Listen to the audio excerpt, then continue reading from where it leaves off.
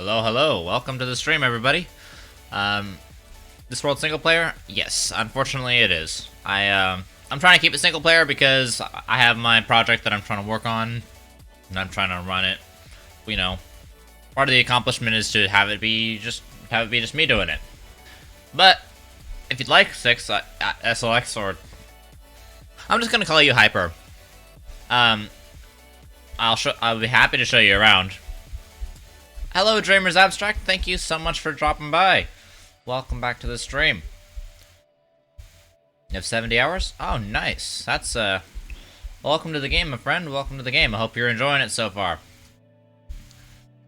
But here, let me show you a little bit of what we've been doing. So recently, what we've been doing on my streams is a little tiny project I like to call the Novus project. And as you can tell, we've been this is a decently large-scale operation. But I'm going to show you what we've been doing on stream, and that is exactly what I have. This has been my most recent and most likely last mega project for this game, and that is the terrain here just kind of ends. The rest of this terrain is just like gone, and you can just fall straight down to the core.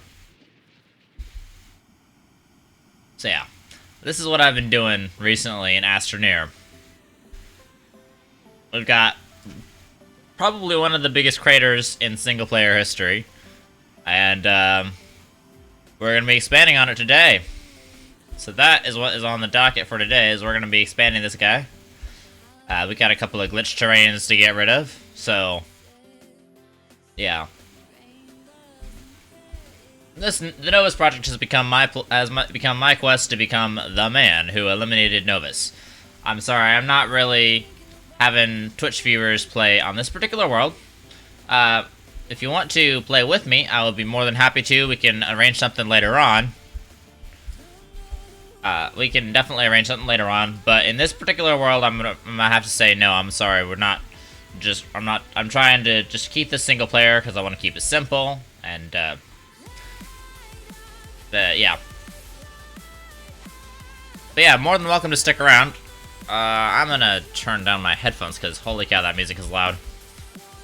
Oh, dude, I totally believe you. It's not you, which is the reason why I'm saying, hey, I prefer not to. It's more of a, hey, this is kind of a single-player type mission that I'm on. It's just a personal thing. It has absolutely nothing to do with you, my friend. But I would love it if you stuck around, and also, if you do !Dixper in chat, there is, you reached for 2 hours. I'm not sure what that means, dude. But if you do !Dixper, Dixper, right here, you can find ways to mess with my game. So just because you're in chat, doesn't necessarily mean that you can't participate and you can't have fun. Dixper is a way that I found to allow people to do silly things in my game that make me have a bad day. Old Man the Wise, hello, welcome to the stream. Dixper's enabled. I think I don't need to say any more to you because you happen to know all about that. But yeah, today we're working on doing some stuff with the Novus project, and I gotta refuel my shuttle, and I'm gonna take that hydrazine and take it out of here. Also, for those of you guys in chat, Old Man the Wise is an amazing streamer himself, and you should definitely go check him out. And he also has Dixper. If you like to turn his screen upside down in the middle of a tank battle, or make him just randomly sit out in the middle of a field while he's trying to shoot somebody with his tank, that's your guy. But yeah, definitely go check out Old Man the Wise. He has Dixper as well as I do, and the same person introduced us to Dixper, and it's an amazing tool because it lets the Twitch audience finally do their dream of messing with a streamer in real time. And that's just something that I know as a Twitch viewer I always wanted, and as a Twitch streamer, I definitely always want to give to my audience. How much room have I got? I got plenty of room. But yeah, it's always good to see you, my dude. It's always good to see you. I appreciate your consistent positivity and your consistent work ethic. Nice. Alright, so what we gotta do is go to Visenya and do the big switcheroo. The big switcheroo. So off we go. This is going to be a bit of a short live stream for now. I'm going to be doing 3 hours today, and then I'm going to take like an hour and a half break because I've got a couple things going on. But after that hour and a half break, we're coming back and we're doing a co-op stream with the Vire Die Show. They're doing Crash Drive 2, and I'm introducing him to the game, and it should honestly be a blast because we both have very similar senses of humor, and it ends up being it'll end up being a lot of fun if I have anything to say about it. So make sure to tune in for that. And this is gonna be, that's our plan for today. Hold on, I'm gonna check if I set my alarm to end the stream. Ah, I did not. I did now, though. Alright. So now all we gotta do is we gotta switch all these guys out. Because we need to get this guy going again. Ow. But yeah, we have 1,536 power. Let's bring that down a tad bit, shall we?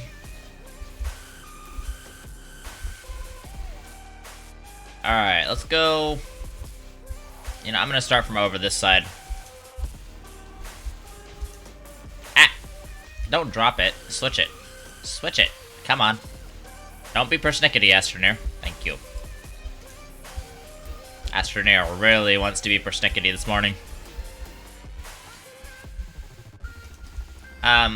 Also, I did manage to get some extra hydrazine running. So I got 2 batches of 400 hydrazine that should be running through, so we should be pretty set on fuel for the next little bit. I know we just started it on our last batch of hydrazine, so whenever I start on my last batch of hydrazine, I'm always like, okay, I gotta start the next batch.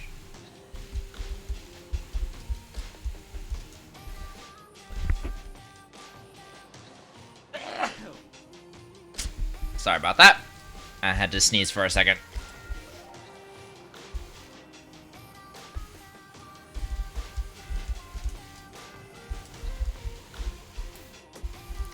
Yeah, there we go. So, all I'm doing right now is I'm switching these guys out. And this one seemed to balance. Is that seriously balanced like that? That's pretty cool, but I want you straight up.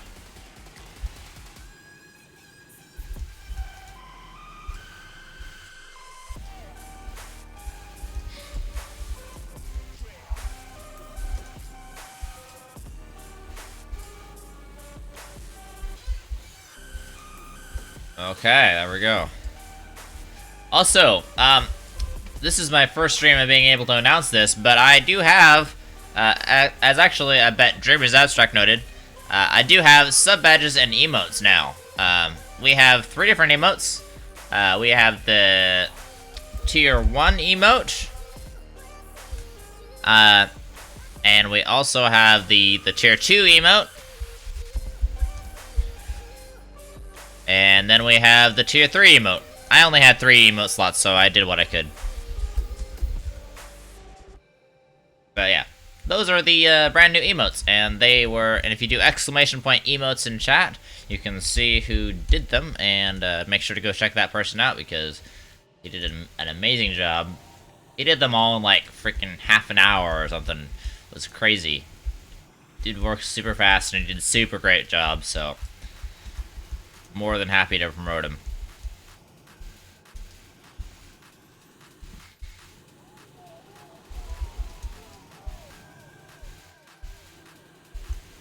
So how is everyone doing today?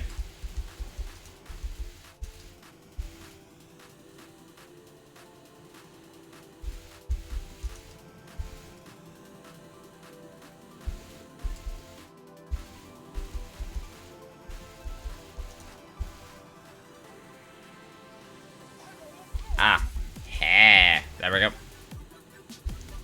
That's halfway done.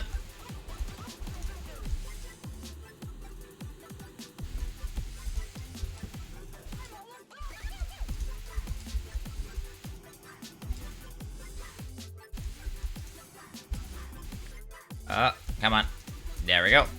And yoink.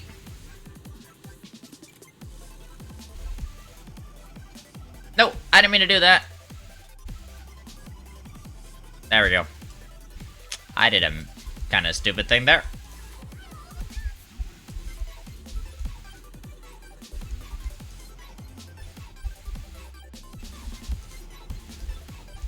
Did I turn that machine around?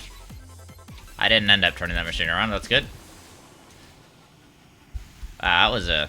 I've never done that before. I also did some calculations, and so far in the Novus project, we've detonated over 137,000 hydrogen. It's pretty crazy.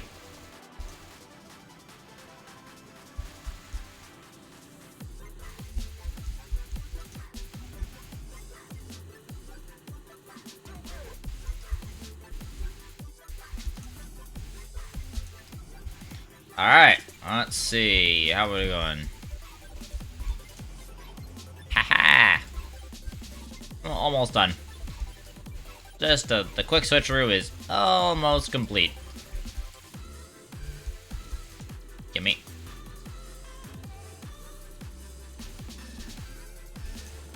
And a yoink.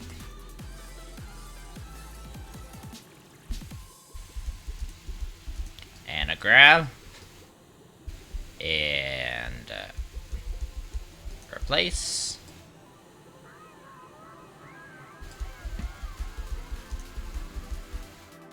Don't fall over. Oh, you fell over.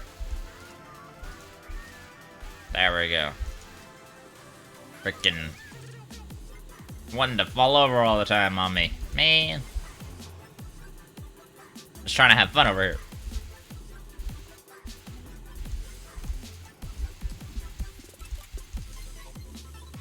There we go.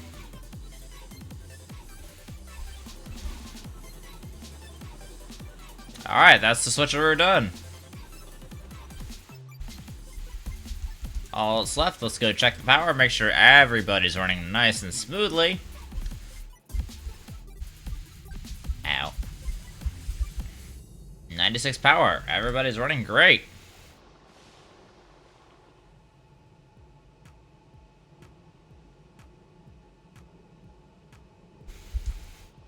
Alright. It's weird how the rest of the game audio goes silent when I do that. There's just too many RTGs for the game to have any clue what to do with the audio sources.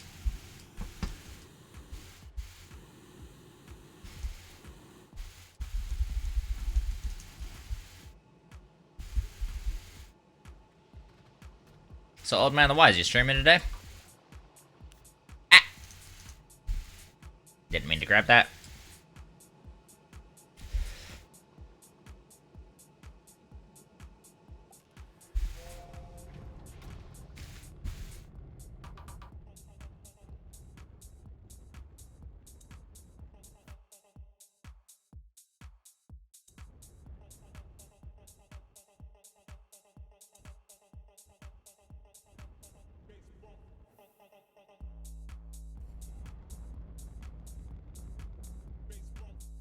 Interesting because I'm doing literally like one burn for every silo of hydrogen that I'm hauling over.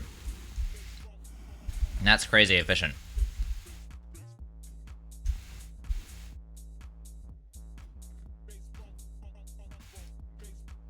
There we go. It's gonna fill up both of these and then a little bit less, then a little bit extra, but I'm fine with that.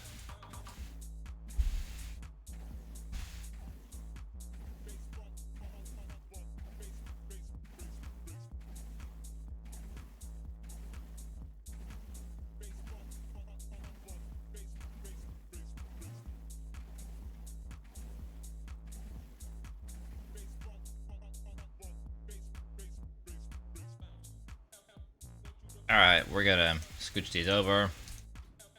That is the first bomb done for today.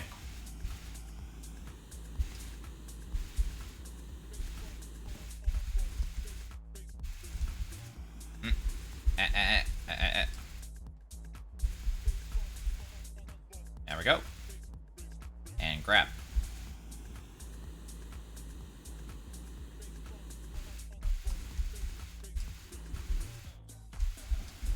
no, that's too far forward. Come back this way. There we go. We should be able to just put one on here.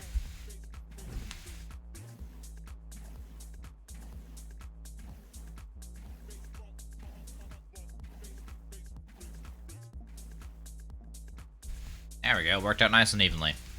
All right. Yoink. Grab. And grab. And let's go. Let's do this.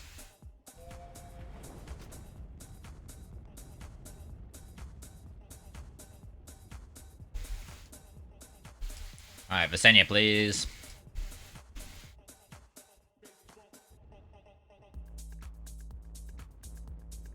Up. Go to the base. And, get started.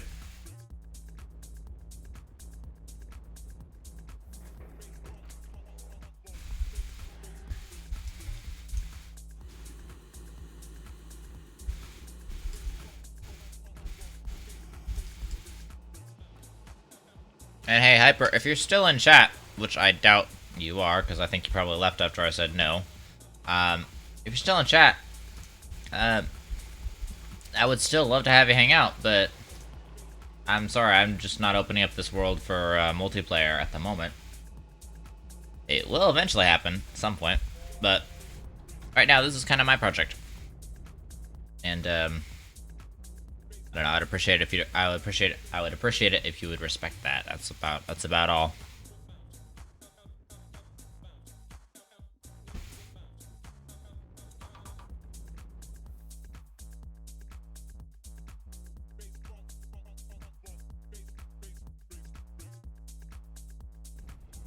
Okay. What's my thing on? I wonder if he's the guy who messaged me on Discord.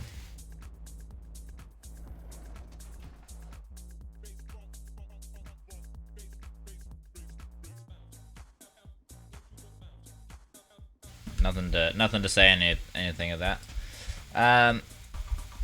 Yeah, I had a couple people reach out to me randomly from the Astroneer Discord asking to play, which is great in general. I mean, I'm happy to play with anybody who wants to on like their save or a different save. But on my save, I'm trying to keep it single player right now. But I mean, I'm happy to play with people on their own saves. But people always want to play on my save because my save's cool. I mean, I'll show people around on my save, but I really would like to kind of, you know, have the accomplishment of doing the projects. And that's nothing personal against anybody. I just want to, you know, be the one to do my mega projects. Because yeah, I'm sure I can put a team together to do it. Oh boy. I overestimated how much capacity I had in those things, so we're just gonna have to do a little bit of a yoink.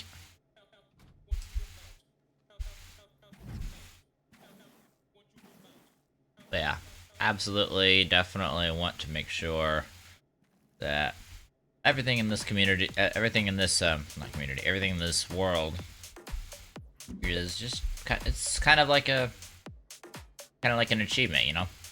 I don't want to, not trying to sound selfish or anything, I just would like to, you know, have done something that's really of substantial import to the community. And that honestly has really never been done before. Nobody has destroyed a moon or a planet. Oh, welcome back. Welcome back, my friend. I was just saying, I've had a whole bunch of people reach out to me through Discord lately asking to play Astroneer, which is great. Happy to play Astroneer with people on their saves. On their saves, if you want to do it, hit me up. If you want to play with me, hit me up and we can arrange a time where we can play like on your save or something, and I'll even stream it for you if you want. But on this particular save, and right now it's gonna have to be a little bit of a no. But at some point later, we can arrange. Hit me up through Discord, You can either find me through the Astroneer Discord, or you can find me through my Discord, which is in my Twitch description. But it's not honestly something. I'm not letting people onto this particular save, but I'm happy to play with people on their saves. I'm sorry, dude. That's not gonna be an answer, and I would appreciate it if you would respect my no. I'm saying no for this particular save, but I'm also trying to be generous and accommodating and say, hey, we can work with it. We can work with it on a different save. We'd be happy to play with you on your save. It would be nice if you would respect that. I would appreciate that.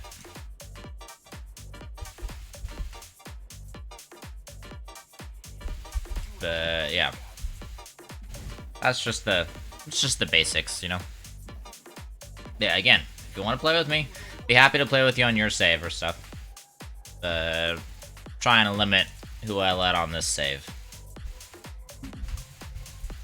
That's all. Well, I'm glad you enjoy the content I produce. Welcome to the community, and welcome to Astroneer. I'm glad you decided to get the game.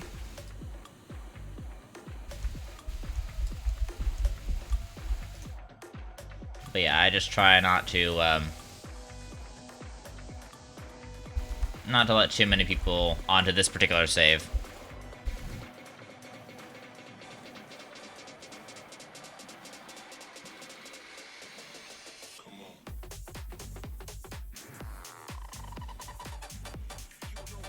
What day is tomorrow? Tomorrow's Wednesday.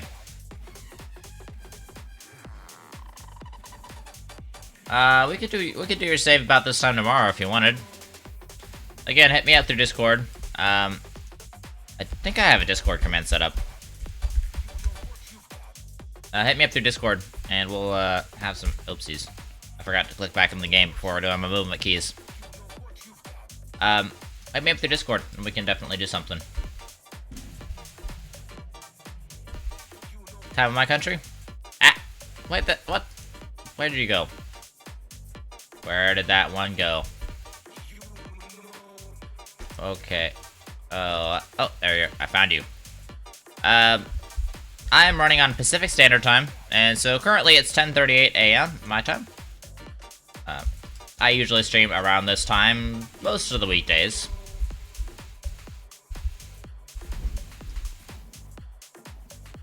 Kind of depends on how things go. Today, we do have, and actually, Hyper, if you want to join later, you're at 1938? Alright, 1938. Sounds pretty good.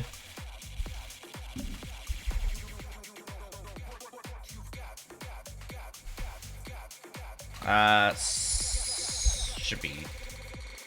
I mean, we shouldn't be too bad to play about this time tomorrow. Just hit me up on Discord, and I will respond to it at the end of the stream, and we'll go for it. And just mention that you were in stream chat and what I said and everything, because I may not remember everything because I have a lot of people come through here. Can you send my link? What? I'm sorry, I'm a little bit confused, my friend. Ah.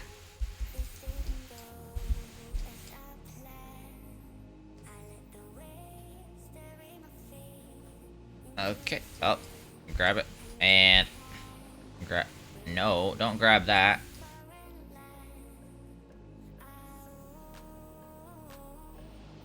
Just grab this one. There we go. And leave. I don't know what you mean by text your Discord. Alright, cool, perfect. I will get to that when I get off the stream.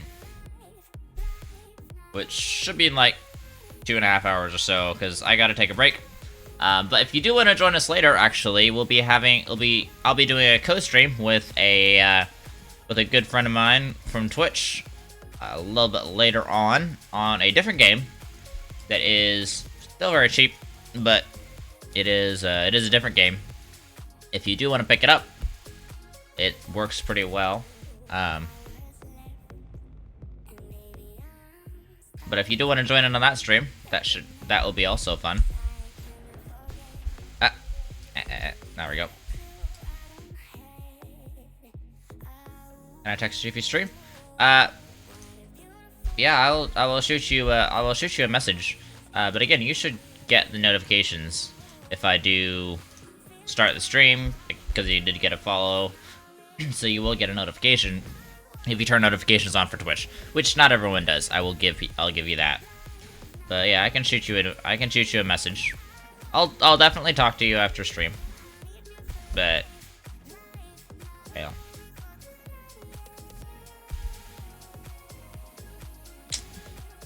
Yeah, after the break today, I'll be playing some Crash Drive 2 tank battles with a good Twitch friend of mine. He runs a show called the Vi or Die Show on Twitch. Very, very fun and entertaining. And I'm a bit of a veteran to the can't speak good English. I totally fine, dude. I am in the progress of starting up a podcast with an Egyptian friend of mine, so I'm used to people who don't have the best English. Although honestly, my Egyptian friend, she has pretty decent English, but she just doesn't like to admit it.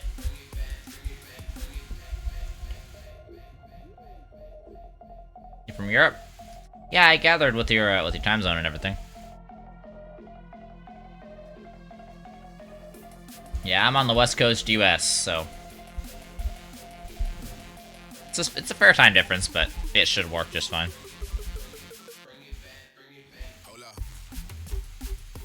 Oh. And that should be the last little bits. There we go. Oh, this one's actually completely full. Heck yeah. Whoops. And interact. So all I'm doing right now is I'm transferring the gas over to storage on Novus after I collect it on Visenya. And then once it's transferred over, then we'll blow it up.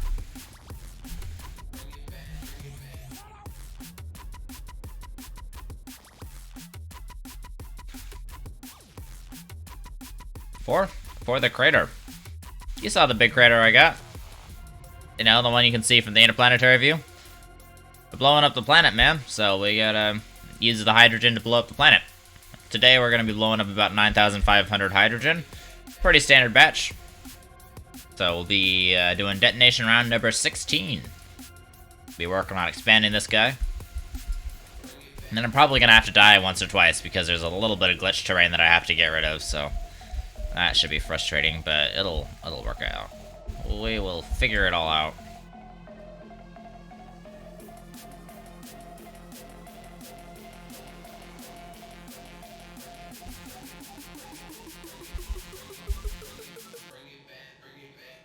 Do I activate all planets? On this save, I have not activated all the planets yet. I have not activated Novus yet, specifically because I figure if I destroy the planet first and then activate it later, that sounds like a pretty good order to me. But you know, for that reason, I just figured I'm not going to activate Novus until I completely destroy it. And I mean, if you look from orbit, we've got a pretty good crater going. So I would say maybe like an eighth of the planet is done. Want to have space to land on? I'll have this base. This base is up at the top. And I also have the portable oxygenator, which was added to which was not added. It was rebalanced recently, and that rebalance has really helped out. So I just have my QTRTG and I have a portable oxygenator, and as you can see, I'm not using tethers, and I'm also not using up oxygen. So I effectively have infinite oxygen with that. That's a nice feature of the most recent update. Probably the one that I've used the most.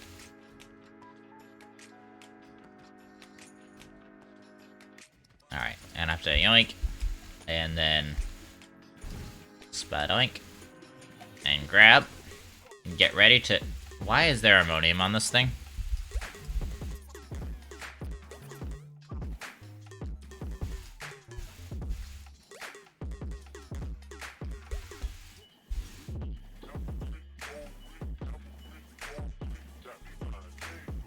Oi. That was a messy switchover. And I might not have left enough space. Oh, maybe. Oh, yeah. Just barely. Okay. I don't know why there was an ammonium on that. That was interesting. Haven't had that happen before. Must have put it on accidentally.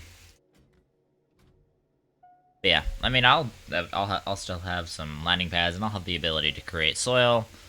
So we will be completely fine. And if anything, I can always put a land up there at the base, and which will be unaffected by the planet being destroyed. And I can always put down a launch pad on top of one of the gateways, because the gateways are not able to be destroyed.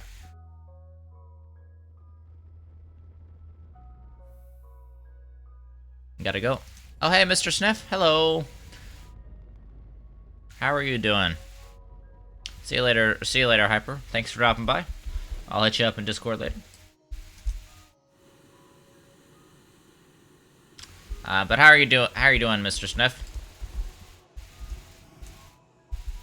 How's life smelling these days?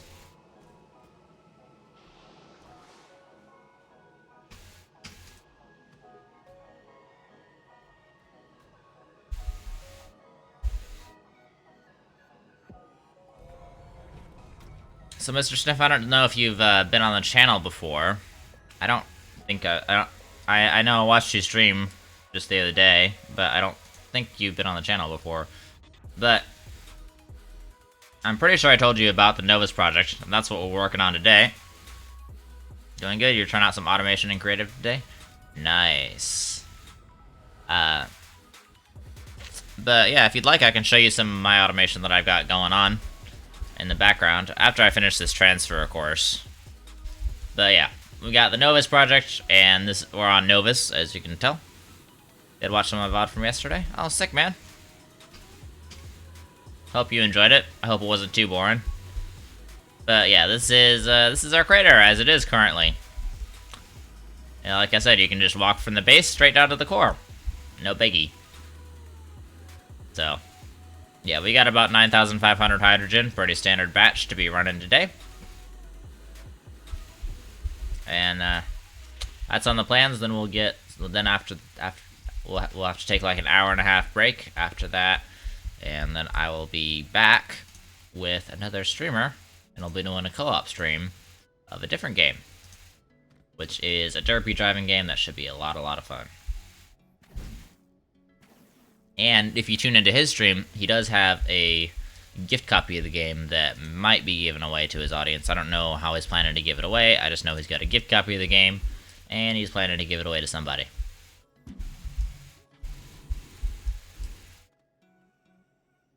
Yeah, hey, I'm glad you liked it, man. I'm trying my best to produce good content, and any suggestions that you have at all are more than welcome. Other than reduce the lag, because I already know that the lag is bad. Lag is pretty terrible on this thing. I mean, you can kind of see just from my file size, because most Astroneer files are like maybe 10 or 12 megabytes. Mine just happens to be 74 megabytes. So that should tell you a thing or two about how much I've been doing on my save. It's just Astroneer with too much stuff? That is very much Astroneer with too much stuff. I have to go down and do another cleanup round soon at some point.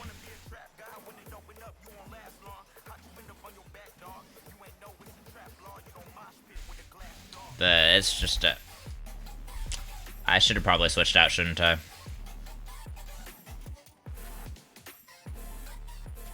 gonna wait till this one fills up.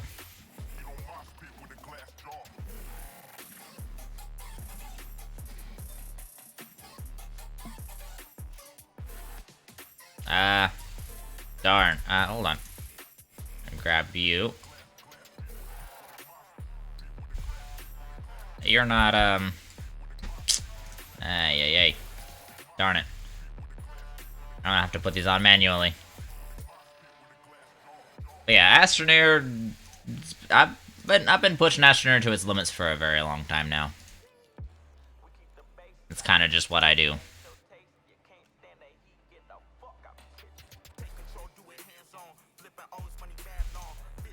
Should be good. I think that's good.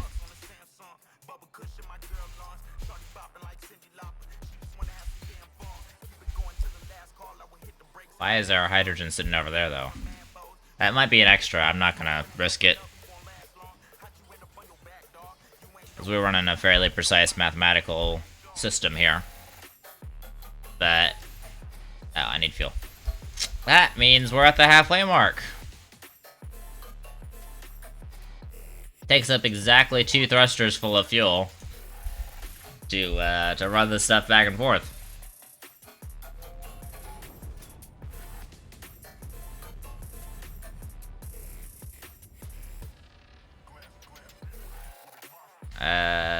Senya.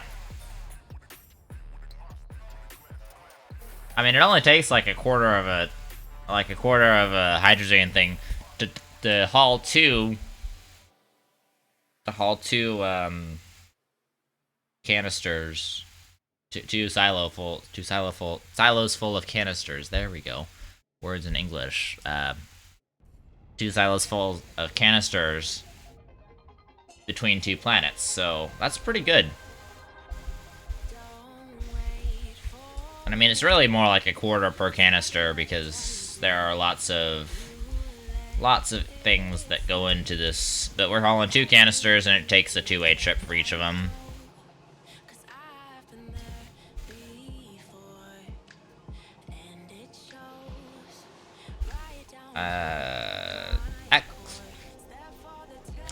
There we go. Yeah, that's my hydrogen gathering base right there, which I don't show off a lot, but that's the one that I told you about that has 72. Hey, look, we can see the crater from here. It's the one that I was telling you about that has 72 separate, what are they called? Atmospheric condensers. That's the word I was looking for. 72 separate atmospheric condensers running at once. I landed in the ground for some reason. Ah. There we go.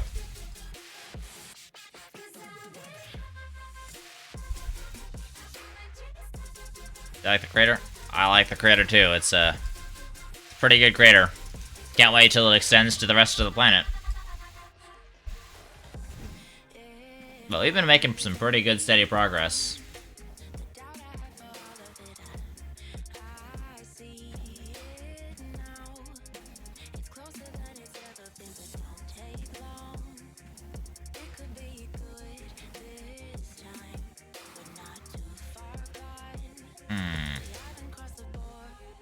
I really don't know if that hydrogen there is extra. That kind of bugs me.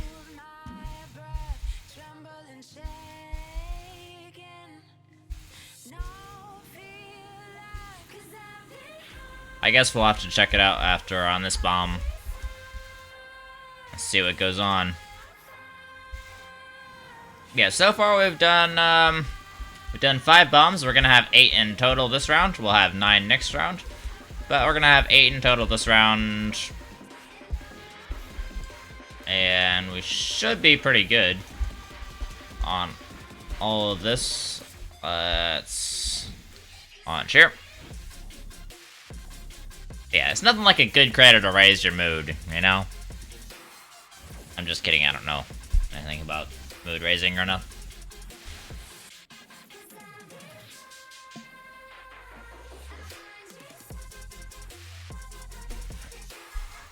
Alright, this one's completely full, so we're not gonna worry about that one. Alright, I'm gonna take this hydrogen and I'm gonna hover it over specifically any of these to see if any of them have vacant spots. Those 2 don't. Does this one have a vacant spot? This one does not have a vacant spot. So it is a spare hydrogen, so I don't have to worry about it. That's good. Enable the output, so that's all nice and disabled, and off we go. I love how, honestly, in this game... Oh, hey, Alex. In case you guys don't know, this guy Alex is the guy who made my emotes. Back to grind channel points? Heck yeah. But Alex made my emotes, and these are my emotes, which and we can thank Alex for. He's made my emotes and my sub badges, and those are absolutely amazing.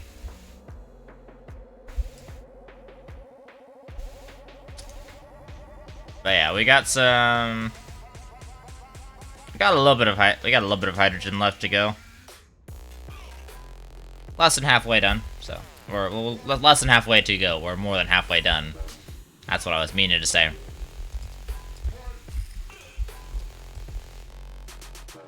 Yeah, thank you everyone for tuning in. I appreciate it. Those are some cute emotes. I like that little glitchy heart.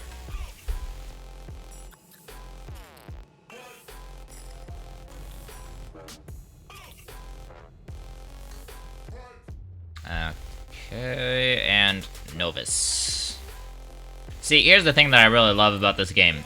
Is like you can see the crater from even when the planet's not loaded in. Even in the super low poly version, you can still see the crater. Like, you can still see how there's a huge section of the planet just straight missing. And that's what I love about this game, is that's the little tiny detail I wasn't even expecting to be hooked up. I was just expecting them to just be stock models of the planets, you know?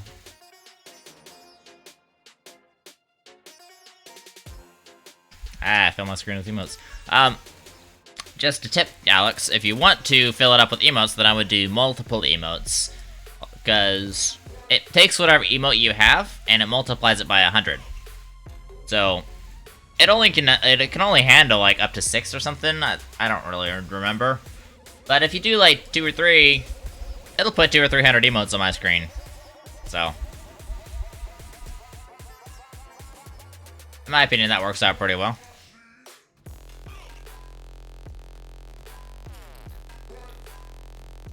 Alright. And, yoink. Aw, thank you for the love. Appreciate it. Oh. Oh, I didn't mean to do that. I didn't mean to break it up so weirdly.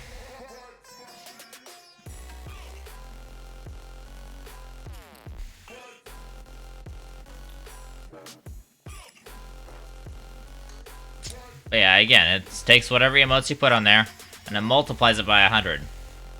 So, do with that information whatever you would like to. Oh, hello. Finish this bomb exactly. That works great for me. How'd the interview go? It is later on today. That's actually why we're having to take the hour-and-a-half break so I can go and do the interview. So, we'll see how it goes. I mean, I'll be streaming right after the interview, so you can ask me afterwards. So. Oh, hello. A little bit of lag spike there.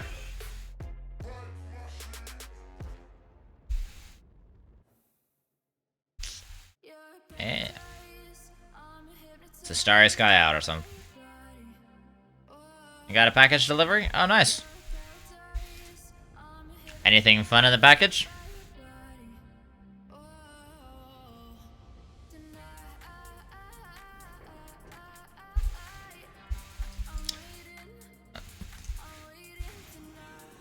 So, I don't know if you guys have heard, but I want to tell you guys a little bit about Dixper. It's wires and stuff for VR setup. Ooh, that's sick, dude. But if you guys put exclamation point Dixper in the chat, I want to show you guys a little bit about how Dixper works. So, for instance, I can send something like, how about, this is one of the fun ones. I can send Dizzy Walking to this stream. So I'm not even touching my character right now. My character's just walking around on his own, and I can't do anything about it at all. So until Dixper decides to let up, there's nothing I can do about it. So chat, you guys can do Dixper. If you either save up 500 channel points, you can get a free Dixper crate, which will give you 3 Dixper cards, which are like how I played that. I played that with a Dixper card. Or you can... And for instance, you can do stuff like... let's see, what was this? There's one other one that I wanted to show. Oh yeah, you can also send... you can also send something like flames to my screen.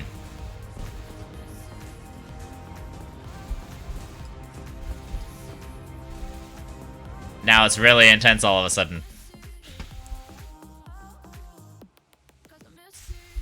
But yeah, that's Dixper.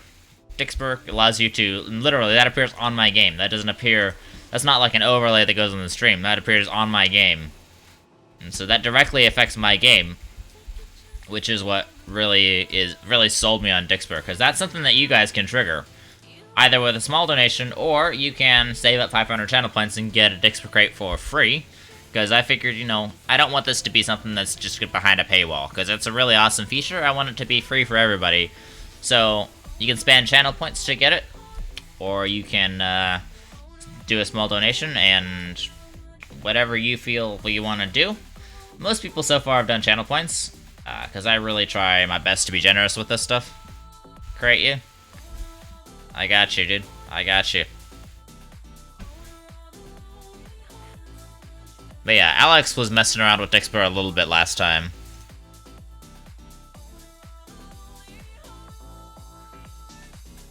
Alright, Alex, I got you, dude. Let me go to my crater again. The most popular place to do to play Dixper cards is when I'm trying to do detonations, because that's a lovely scream, my friend. That's a lovely scream. A very popular place to do Dixper is when I'm trying to place bombs. People will try to turn off my jetpack or something in the middle of it. Oh. It's dark and foggy. It's dark and foggy on my screen. Oh wait, hold on. I'm doing a stupid. Ah, it's very dark and foggy.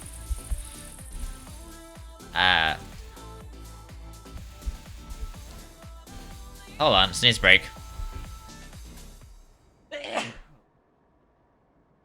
Sorry about that.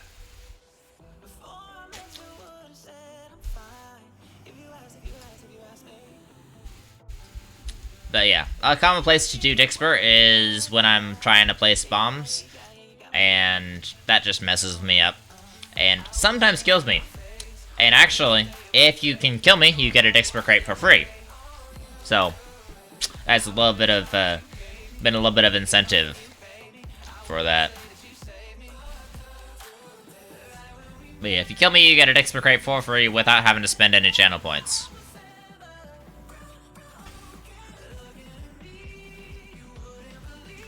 There we go.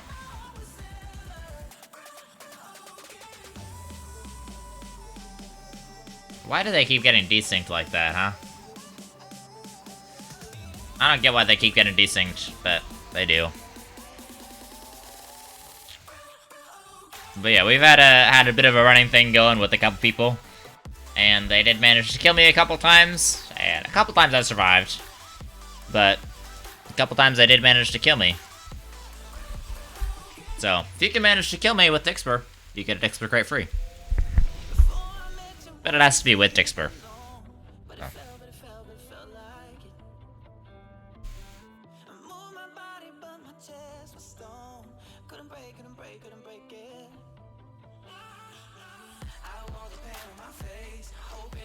Oh. But that does only apply to this particular game, because this particular game is not really, this particular game, I can do stuff like that. But in other games where I die a lot more, that would be kind of overpowered and unbalanced.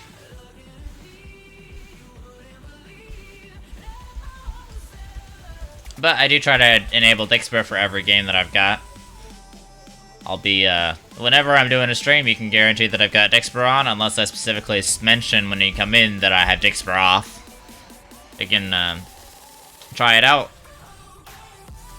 And we only have 4 after this. So we're getting close to the end of the transfer process. And I know it's gone a little bit slowly because I gotten distracted a couple times, but...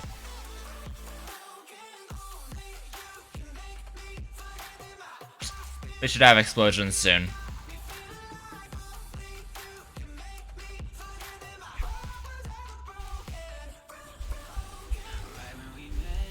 Yeah, Dixper is a tool that I highly recommend to any streamer who's playing any kind of games. It's a really great platform to encourage viewer interaction, and viewer interaction is what makes or breaks the stream. So...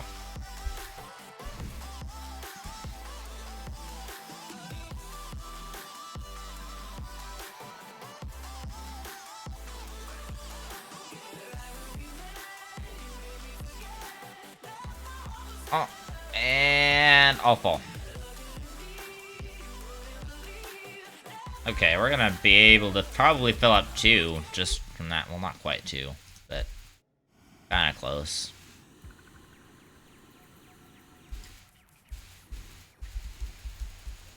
Oh, come on. There we go. Grab.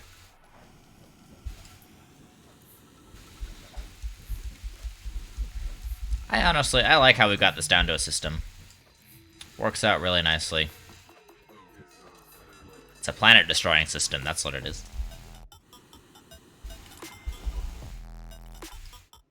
If I don't completely fail at trying to jump over a basic platform.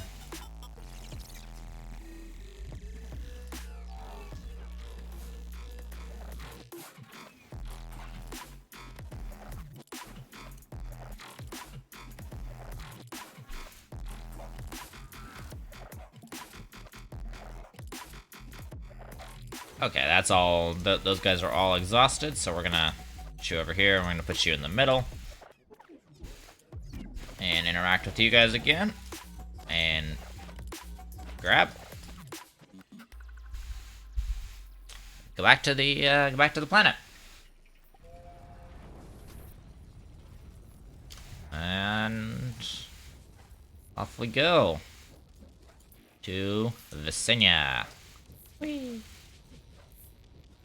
It's weird how white the atmosphere of Novus is. That's not something you realize until you make a huge crater like I make. Novus's atmosphere is very, very white. I mean, I honestly think all of them would kind of be similar to that. Each of the atmospheres of each of the planets just has like a different color to it. And I mean, white's a pretty nice color to have, so I'm not complaining.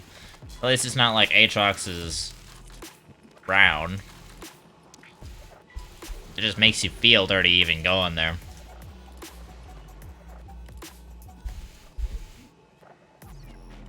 But yeah.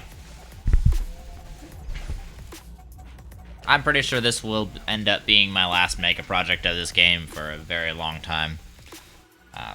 Once I finish this project, I'm probably gonna put down the game for quite a while. Because after this, there's really nothing to do in the game. Because I've basically finished all the things. We'll finish this up, then we'll finish up the section. That's like the career section. It's not really career, but it's kind of just like the story kind of thing. Even though there's not really a story there, it's kind of a story, kind of maybe sorta. But yeah, after this we'll definitely be branching out to some more games. But yeah, I'll always love Astroneer. It's just, you know, not every game needs to be played all the time.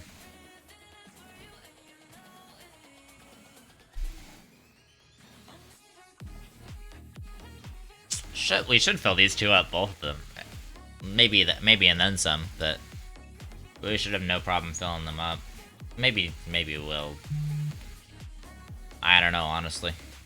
Get me close. Yeah, it's a little bit more. A little bit more than. Not a lot, but a little bit more. Alright, so that was the 8th and final bomb. We're just going to transfer over the rest of the hydrogen because we're going to be using it next round.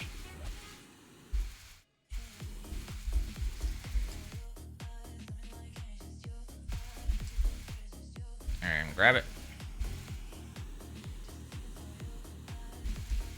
This is just some fun stuff to... Whoa, that's a little off kilter. There we go.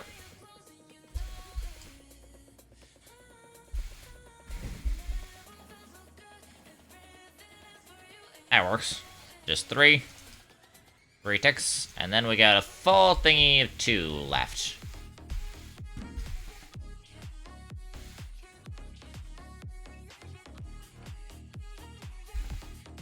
This will be our last trip over to Visenya, so we'll probably take a look at the base, then head back to Novus. Well, last trip to Visenya for this round, at least.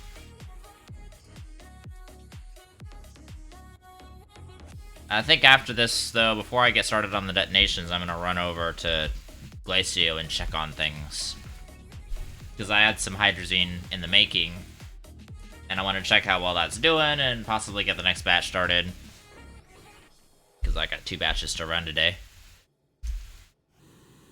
But yeah, I got that running passively in the background while we're doing this.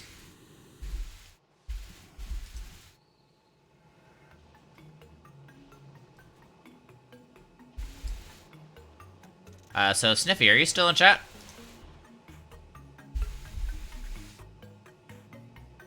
If you are, Sniffy, if you are still in chat, I want to show you a little bit of the automation that I got going. Still in chat? Awesome.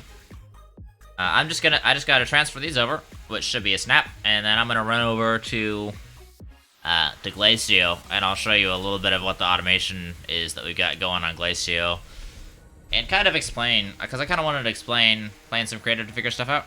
Okay, I want to show you some stuff, because I want to explain kind of a little bit about what the point of automation is and what it does. And, I don't know, I think you might like it.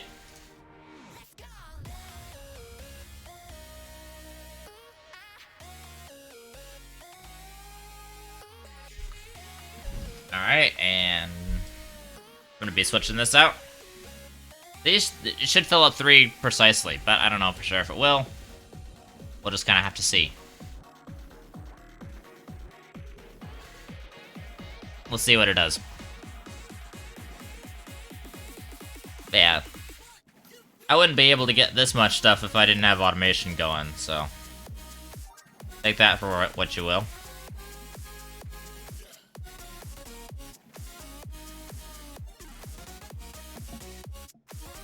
Exactly how I predicted it would. Heck yeah. The math does work, people. Math does work. So the math that I'm speaking of is every single time we produce about 9,500 odd hydrogen, and that's exactly 8 1/4 bombs. So every single time I fill up an extra silo beyond the 8 that I usually deploy. So every 4 detonations, we have a 4th bomb. And this next time, we will definitely have a 4th bomb. Or a 9th bomb, sorry. Not a 4th bomb. What am I talking about? But I'm gonna go grab a little bit of hydrogen. Actually, I'm gonna grab a little bit more than I need of hydrazine, because we're gonna go to a couple of different places. But yeah, this is another little tiny thing where I've got like just an automatic refueling station. It's just an auto arm. Whenever something goes here, it'll just place it on there. This is the auto arm, by the way. Just every time I go near, it'll just place something, and I'm gonna get a little bit of fuel from my jetpack. So it'll give me 1. And then 2. And that should be enough to refuel this thing. Got an automated rover which produces scrap on the spot from copper or whatever. It lets you craft the craftable stuff. Ah, nice. Just need to unload the auto extractor. Everything else is on 2 large rover trailers. Oh, that's cool. I'm gonna show you a couple of things that I got going. That's kind of the stuff I'm talking about. We're just gonna leave that as it is for now, and we'll come back to it in a bit. And then we'll do some big bangs, which I know everybody loves, because those are the most fun part of the entire stream. So what I did is I went out on let's take a look at the Astropedia real fast. So we've got all the resources in the game right here. We got natural resources, we got refined resources, we got atmospheric resources, and composites. I really only paid attention to the natural, at least just for this particular section. I've set up thumpers, as I called them, automatic extractors on ammonium, on hematite, on quartz, on laterite, on resin, because I kind of needed a bunch of resin, on clay, and on lithium, sapphirite, malachite, titanite, and graphite, and wolframite.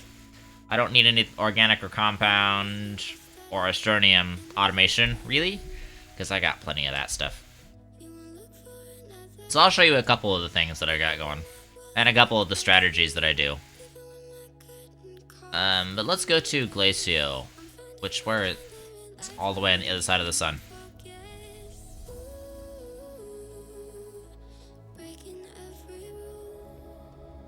But this is my planet, Glacio. And as you can see, I've got a beacon right here. This beacon is for a little automation station that I got. So let's click it.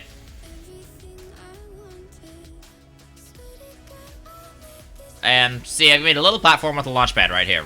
This is fairly standard for me. I made a little platform with a little launch pad and a beacon.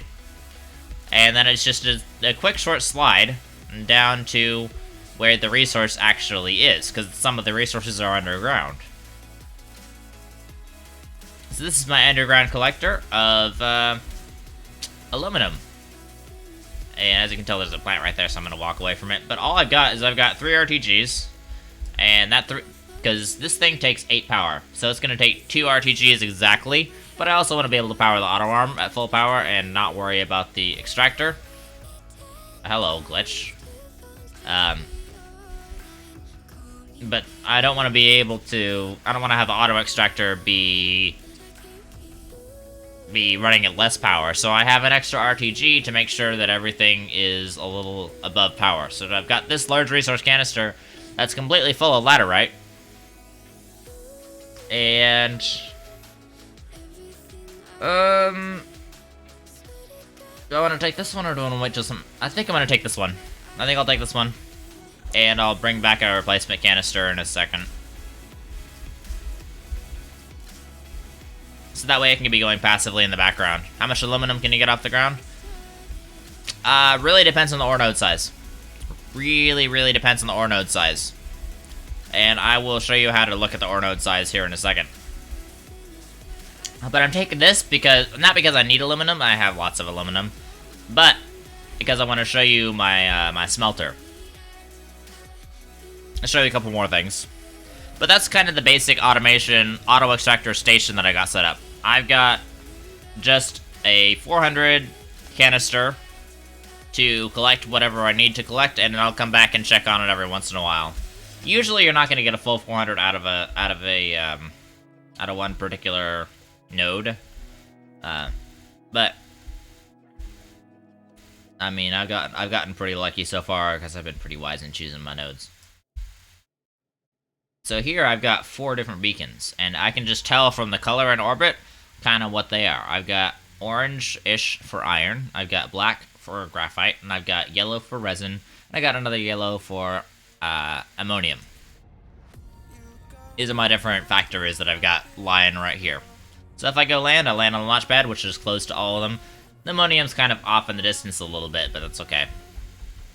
So I've got 2 auto extractors because I wanted it to be faster. And you can actually extract more resources from the same node if you have 2 different auto extractors on the same resource node. So that's something I've got going. And then I've got my graphite station down there, and then I've got my hematite station down there.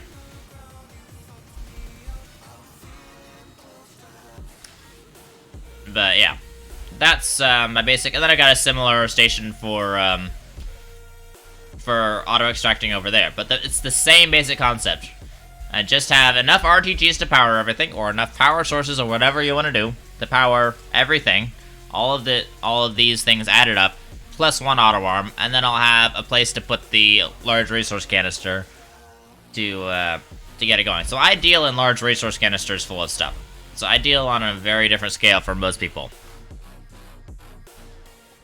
So we're gonna run back to my home base, which is right here, next to a gateway. I always recommend having a home base next to a gateway later on in the game. And I also recommend having your home base on Glacio, because you really can't beat the research on Glacio.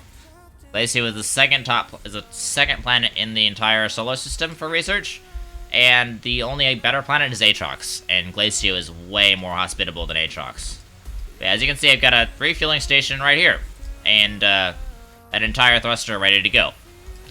But right here, I've got my auto smelter. And this auto smelter is a really nice little bit of automation that I came up with. We've got 3 auto arms to take it out. So this is the input chest. This is essentially like the input canister right here. And this is the output canister right here. And this is just 10 furnaces straight. This setup takes up exactly 89 power. And there's this one tungsten that hasn't been noticed yet, but alright. But yeah, this is the auto furnace. I'm gonna actually disable the input on that one, because I don't want this guy to go inside the canister.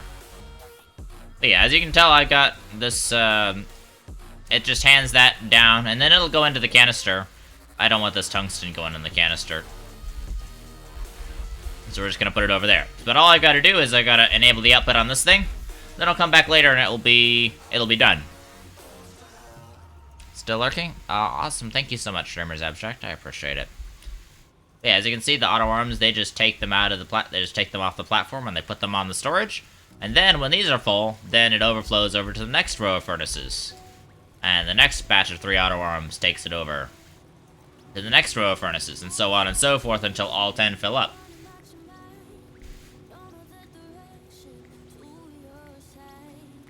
This kind of thing is something that allows me to deal with the large quantities of resources that I deal with. And when I talk about large quantities, I talk about, like, really large quantities.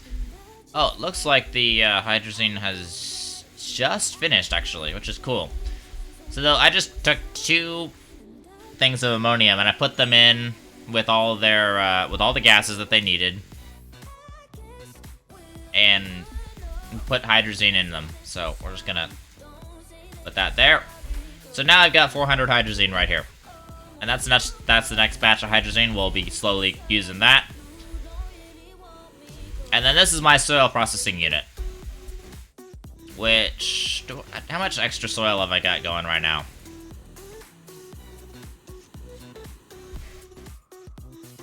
I don't, let's see.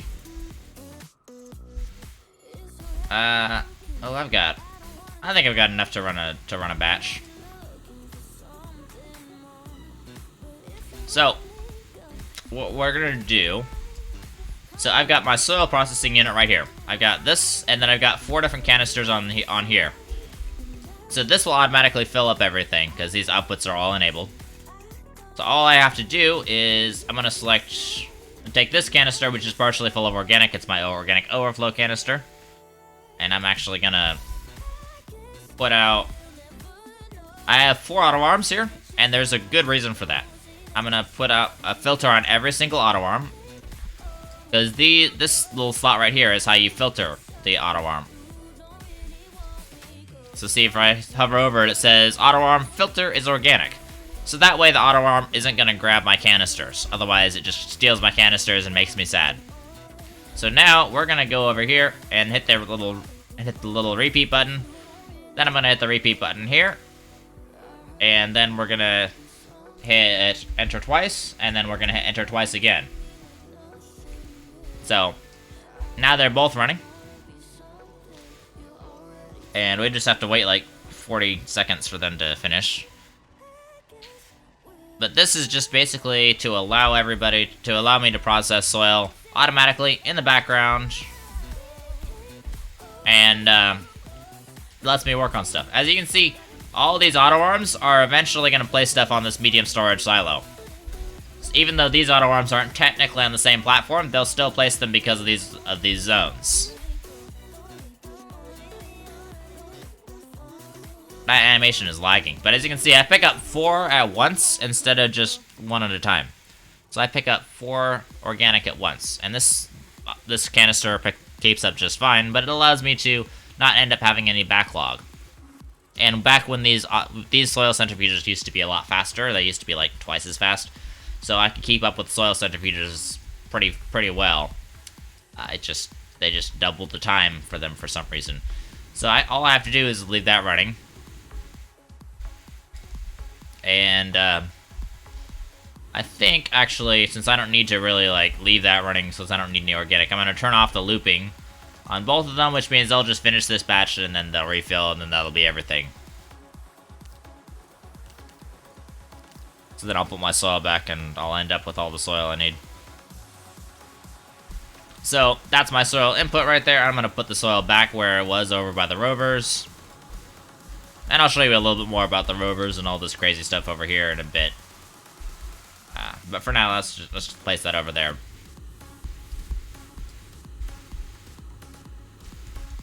So this kind of thing, it just allows me to process soil really, really fast.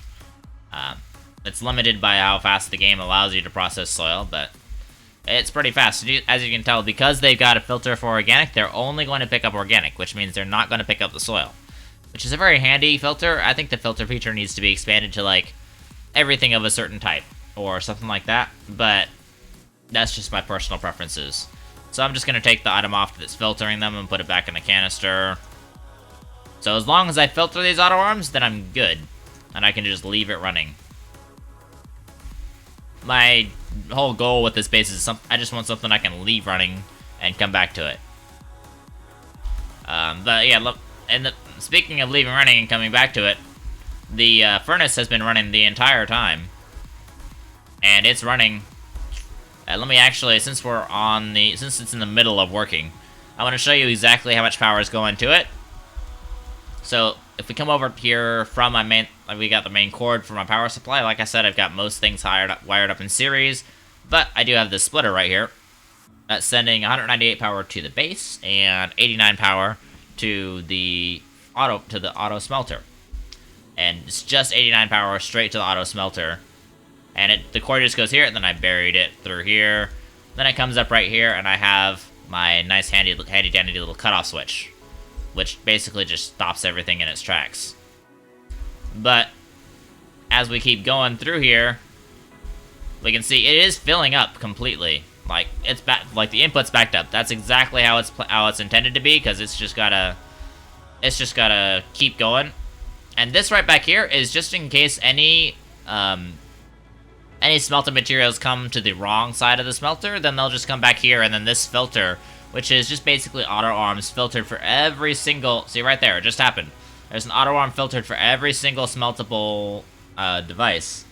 And it just puts it on the platforms, and then it puts it straight back on the output line, and it gets just handled like a normal output from there. But if we check the power, since all of them are running, we have exactly 0.91 power coming out, so it's using exactly 89 power. The 0.91 is just because you can't get these things to be precise. I wish you could. Like, it makes no sense for you to be able to divide the power up into like 0.x or something. But as you can tell at the end, we got just a basic constant output, and we've already smelted 243 in that short time that I've gone, and it's going up it's going up to 245, 246, 47. It's just cranking out the stuff. So that kind of industry is really the heart of what automation is good for in this game. And then I got that little auto station refilling me whenever I go past it, which is very, very handy. But let me show you some of the scale that I'm working with of resources here. We've got, this is my main storage.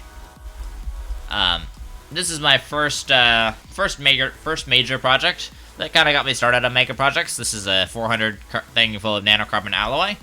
I'm keeping that kind of as a trophy. I'm never going to tap into it. But I've got 400s of almost all the resources in the game. Really all the resources I use. I have at least a 400 of it. So that way, if I need it, I can pull it. For instance, I've got a 400 of organic, but also I have a 400 of carbon somewhere. I don't remember exactly where. But for resources that I use a lot more of, for instance, I've got a backup right here of a whole bunch of ammonium. I got, what is that, 1,600 ammonium, I think it is? And then I've got a little bit more scrap, because I've been collecting scrap for events, and I did this event in like maybe 10 minutes when it first came out. But I usually try to keep at least 2,000 scrap on hand. This is overflow from the scrap farm. But over here, I keep my spare large resource canisters that I've got printed and waiting for backup. And I'm going to take one out, actually, to my farm and set it up. And I am actually about to show how I farm scrap. It's really nice and automatic.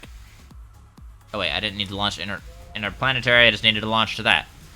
But Mr. Sniff, that's kind of the heart behind automation and what automation can do for your base and for your game. I'm gonna go here. So is this all making sense so far, Mr. Sniff and Alex? I'm gonna grab this and we're gonna take it down to the farm. But while I'm doing stuff like the Novus project, I'm passively gathering resources as I'm doing stuff. So that's the awesome thing about these auto thumpers, is they'll just passively gather stuff. And all I have to do, is not die to a plant, that's for sure. Those things always load in strangely. All I have to do is wait for the, bring a large resource canister and occasionally come check on it and occasionally move it. Yeah, the idea is not to copy it, but the idea is just to get things going. Don't be afraid to use the Astroneer Wiki. Astroneer Wiki is your friend. It will help you through a lot of stuff. Has a lot of very useful information. I use it all the time. Highly recommend checking it out. Don't be afraid to use it. But I want to show you guys kind of how I farm up scrap, because I think honestly it's not in the wiki yet. I think it will be at some point, but it is the most efficient way to automatically farm scrap just in the background passively, without having to use soil or anything. Best planet for this is DeSolo. You can also do it on Calidor, but DeSolo is the one I chose to do it on. So let's go over to DeSolo here.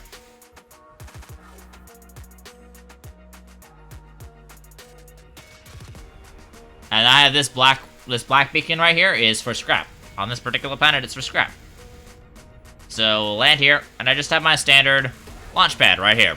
I have this little lump that was accidental, but I left it in because I thought, you know what, it's more work to take it out, and it's just easy to go around, so. Then I just have a fun little tunnel to slide down if I don't randomly stop sliding. And this is my scrap farm. Here's the main driver to the farm. This little auto extractor. Whoa, whoa, whoa, whoa, whoa, whoa, whoa, whoa. Go back to where you were. No, no, no, no, no, no. Right there. There we go. This is the auto extractor. What it does is it extracts a single nugget of wolframite. As you can tell, we got a little bit of wolframite in the walls. I wonder if we might be able to get better numbers placed somewhere else. I don't know. We'll just run with this one for now, for demonstration purposes. I can optimize later. But as you can see, this little bit right here. See, as soon as it puts up a nugget, it grabs it. Then the smelter automatically smelts it. I have an oxygenator in here in case I come down without my oxygenator. But the smelter instantly smelts it. And if I interact with the sprinter, you can see it's already on repeat and waiting for ingredients. So all it is waiting for ingredients. Then I got this auto arm over here that grabs the tungsten, and it puts it on the printer, and the printer instantly prints a floodlight. And this auto arm takes the floodlight, and it puts it on the grinder. And this has just been happening passively, and I've got 273 scrap so far. But it's going to give me 1.5 scrap for every single floodlight that I collect. It gives me 1.5 scrap for every single tungsten that I collected. And I've got enough RTGs here to run everything all at once, but it's never going to quite run everything all at once. Just one thing you have to realize is that if the auto arms are on, they're using power. Even if they're not moving anything, they're just using power passively while they're on. So that's one thing you have to keep in mind. And this is just a medium shredder. It's a very, very small shredder. It's really not something you have to worry about. That's the same thing just on a car, but you have to craft her on the platform with a smelter. Yeah. So it's just, this is not designed to go around to be a mobile thing. This is just designed to sit here and passively make me scrap for as long as I need it to. So it just takes the floodlight and it puts it in there. A lot of people use the copper into extenders, and that's okay-ish, but it ultimately, if you do the math, it ends up with a 1-to-1 conversion ratio. And this is a 1 to 1.5 conversion ratio. So it does end up, when you're working on the quantities that I'm working on, it ends up making a large difference in the long run. So that's kind of the basic idea, is we want to be able to have something that lets us actually keep going. As long as there are resources in the wall, yeah. As long as there are resources in the wall, this can be here. When we run out, we'll move it. But it doesn't need to be moved for a very long time. So we'll, and because of the 15 times multiplier, this can go for a long time without needing to be refilled. So, yeah. In total, from this farm setup, I've gotten over 2,000, actually I think it's more over 3,000 now, in total scrap.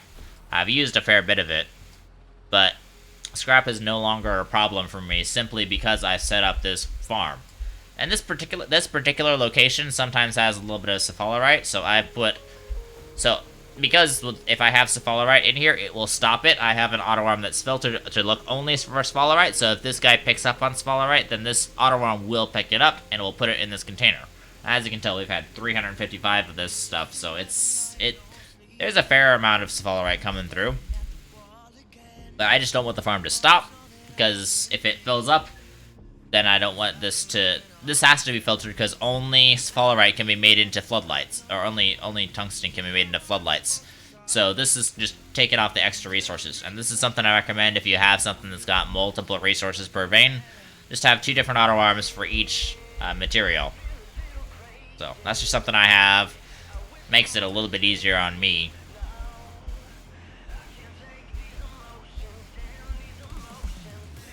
But yeah, that's my scrap farm. And that's not on the wiki. As amazing as the wiki is, it doesn't contain all the information. I discovered this myself. I did the math and made it work out. Because I wanted something that's completely automatable, and I knew the auto arms can only move tier 1 items. They can only do so much. They can't move tier 2 items, which would make this a lot easier. What the heck is that? That's a weird cloud up there, kind of. But they can only do so much. So based on that knowledge of what my knowledge of the game was, I went and I did the math, and that's the highest possible automation yield of scrap. There is, I believe, one resource that ends up with more scrap in total. And that's like making winches or something. But making and grinding up winches is... That's not... You can't automate that. There's just no way you can automate it. So... Anyway, I want to show you a different use of the auto arm, which is probably the most fun single thing that you can do in this game. These are all my different rovers. This is a sorting system that I'm working on. It's not actually operational yet, but it will be at some point. This is my favorite little contraption that I built. This is my rocket rover. And yes, you heard that right. It is a rocket-powered rover. So if we go up here, we can look at the design a little bit. I've got these 3 tanks on here. And if I enable the output on this guy, which apparently it was already enabled, then I can turn on this this auto arm, and what this auto arm does, if you look at it, it covers these thrusters. So whenever the thrusters lose a hydrazine, like the hydrazine disappears, it will automatically refill it. And that's something that really kind of makes this thing a viable possibility. Without it, you're just limited to whatever fuel you have on the thruster, because these thrusters do not auto-pull. They should, but they do not. So, it can go pretty darn fast. And also, what I'm using right now, this is my global highway system, which I have paved.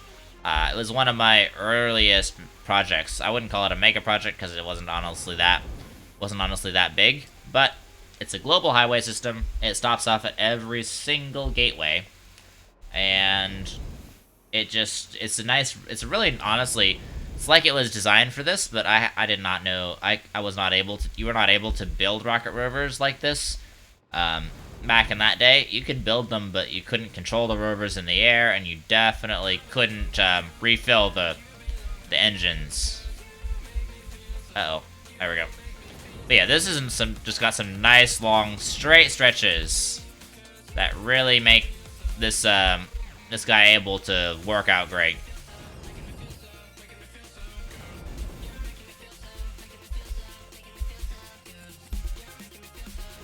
But yeah, I'm being careful not to exceed the speed limit of the game.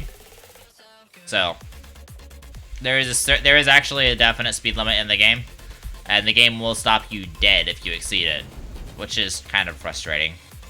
But as you can see, I just ran out of hydrazine on two tanks of the thrusters, and the auto arm just went and refilled it.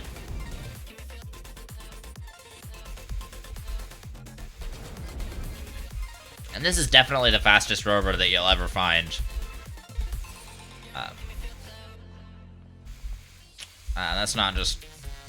That's not like bragging or anything, that's just like kind of how it is.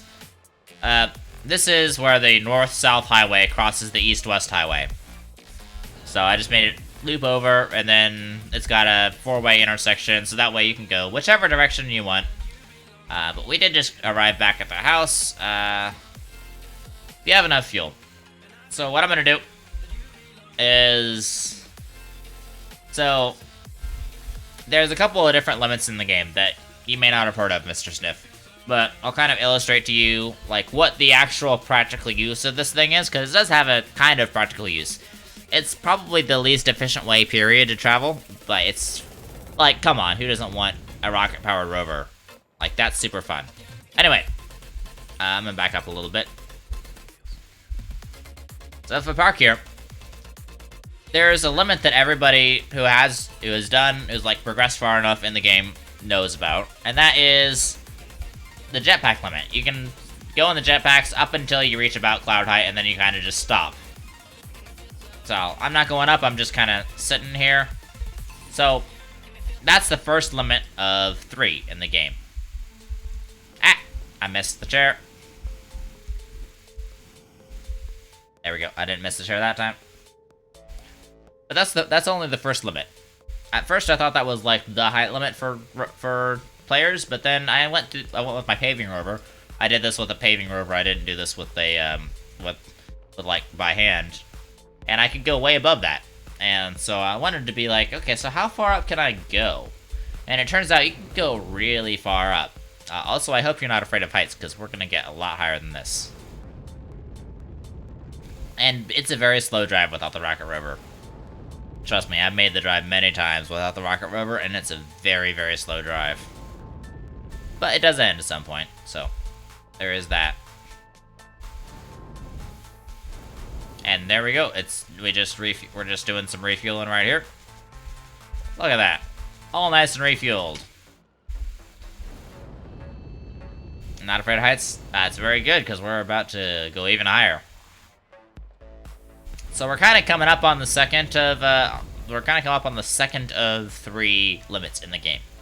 As you can tell, we're pretty high above the planet. But this is the second limit of 2 limits that are in this game. Or, sorry, of 3 limits that are in this game.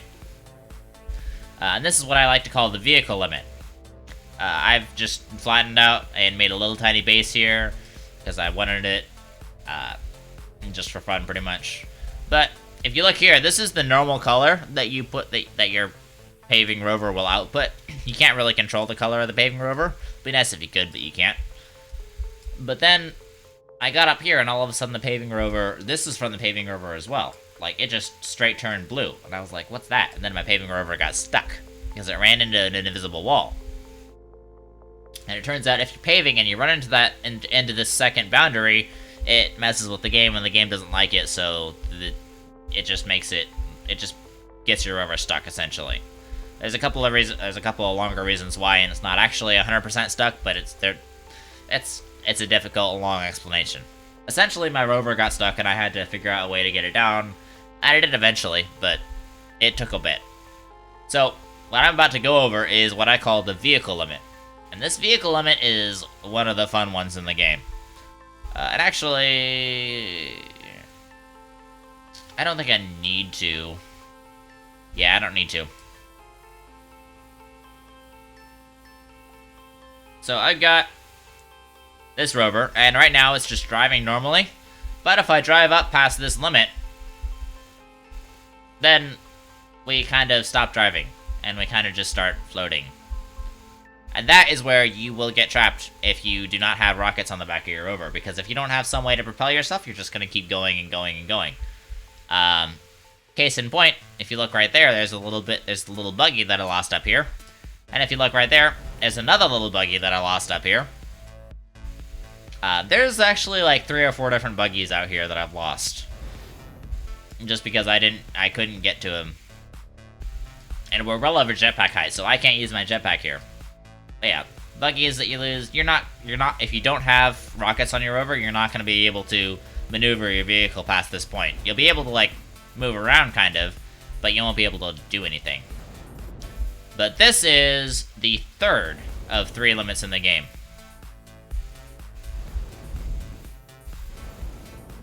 Let me land. I'm gonna do a very, very, very graceful landing.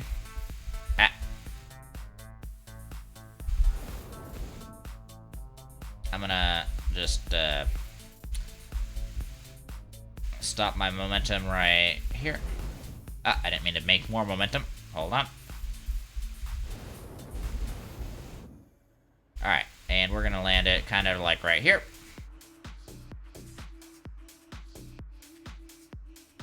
And that should do it.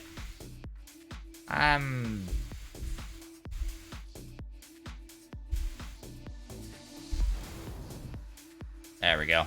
Alright, so that's good enough, kind of. I can still walk here. Let me stop the rover.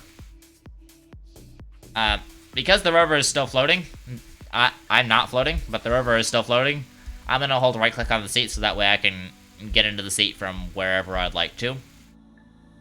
But, if you look at this, this has a strangely flat top. Not used to terrain having a top like that. And if you actually look into it, it doesn't have any top at all. You can just look straight into the planet.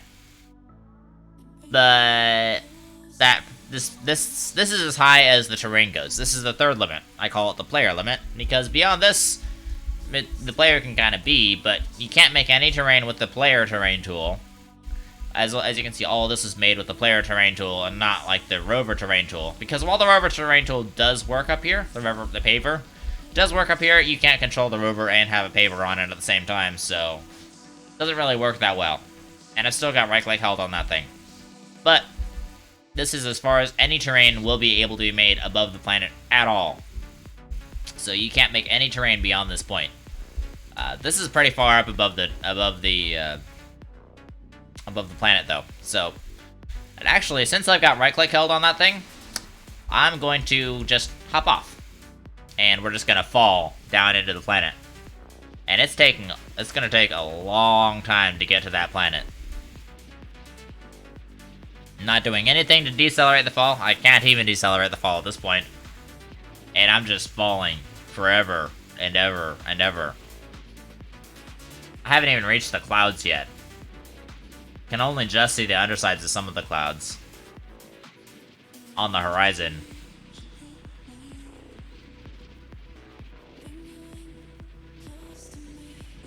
And we're just passing cloud limit right now. And I'm gonna use my jetpacks to slow down. And then I'm gonna hit F, and it's gonna teleport me straight back up to that seat that I'm still holding right click on. Right back up to the seat. And here I am. I'm gonna just do a little bit of a burst. So I can't move my rover right now. That's because it's in driving mode. Because it touched the terrain, so it thinks, okay, I'm trying to drive. But it doesn't have any terrain to grip, so I can't drive anywhere. So I just have to I just have to double tap to activate the rockets, and now I can move it. Now it's in air mode. Now it knows I'm in the air. Now it knows I'm not touching terrain. So that's just a nice little feature that we've got.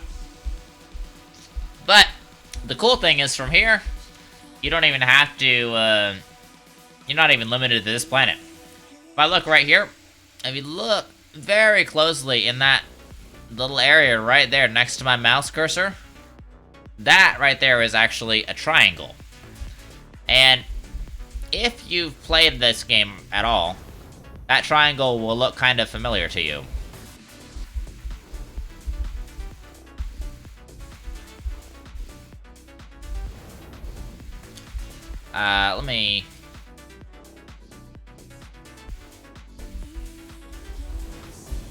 Let me hop out.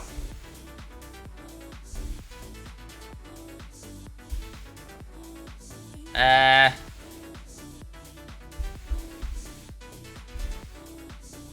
back down here.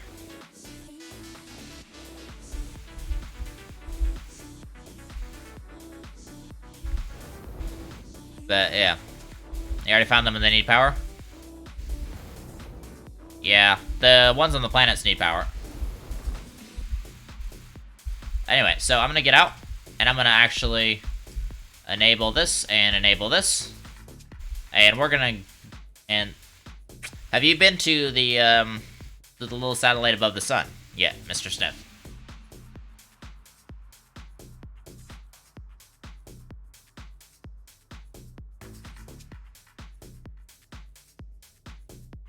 You haven't? Okay, well I won't show it to you then, because I don't want to spoil the game for you. Hold on, sneeze break. Sorry about that. But I won't spoil it to you. But from here, you can actually travel between planets reliably with this thing. Well, kind of reliably. It's very difficult to tell, like, what is a planet. If we could tell, like, what is a planet, because if the planets were actually lined up with their graphical representations, then we'd 100% be able to go to planets easily. It doesn't line up like that, though. So, that is what it is.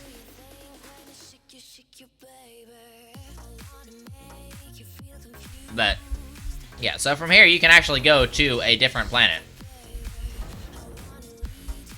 But for now, I'm just gonna go back down. And we'll just have some fun. And we'll go land it down here.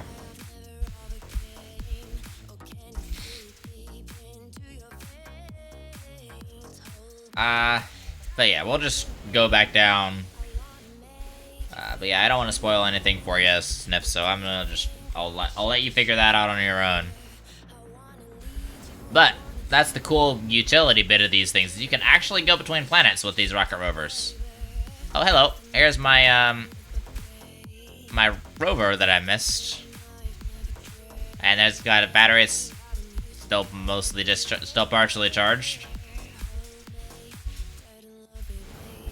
But I'm just using short rocket bursts to adjust my trajectory. You don't really need rocket bursts. You don't really need, like, long rocket bursts unless you're going between planets. And even then, it's really not a good idea to just have your rocket constantly going, because that's just a recipe for disaster. And also a recipe for wasting fuel, because these rockets are super fuel hungry. But yeah, we're just coming in for landing here. But yeah, we're just coming in for a little bit of a landing here, and as soon as we hit this platform, you'll notice that driving physics take over. And there we go, we actually have gravity now. So I'm gonna take those back, since we're not gonna go interplanetary.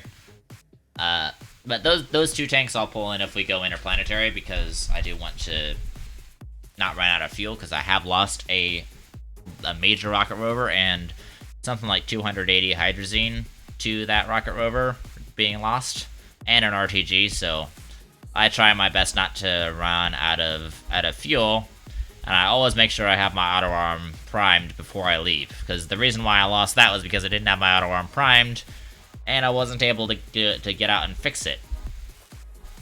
Well, I was, but I ended up being completely stuck in place, like hard stuck. Like I couldn't even move with my rockets. So that was a little bit of a game glitch. But yeah, we'll just go back down to the base, and the aluminum should be done. Whoa, whoa, whoa, whoa, whoa, whoa, whoa, whoa, whoa, whoa, whoa, whoa, whoa, whoa, whoa. Ah, darn it. I pressed the wrong button. Alright, we're off. Why are you keeping spinning? I told you not to spin. Ah, we're stuck in the terrain. Not to worry, flipping is here. Let me just drive off this. Let me just drive off. Let me just. There we go. Alright, we'll just have to run home manually then. Who needs a highway system? Well, I can fly. But for real though, this highway system is really nice. Let's head for this hill, because we can use the hill as kind of a ramp to fly home. Or not. We could just use the road. We're actually really close to home, so I'll just use the road.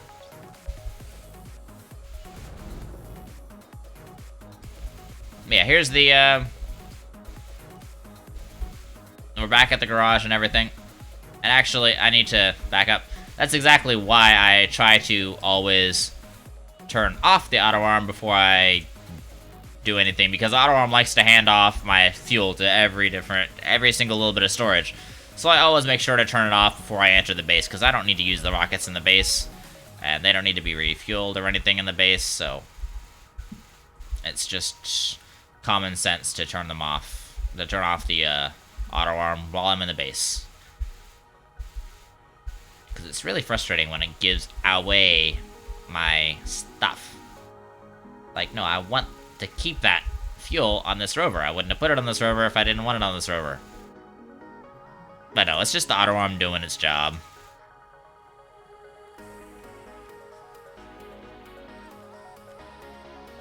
Let's put the rest from this fuel source onto here. Just gonna refuel it real fast, because we used up a bunch of fuel and I want to make sure it's topped off for my whatever adventures we have planned next. Do we have any extra? Ah, it's empty. Alright, cool.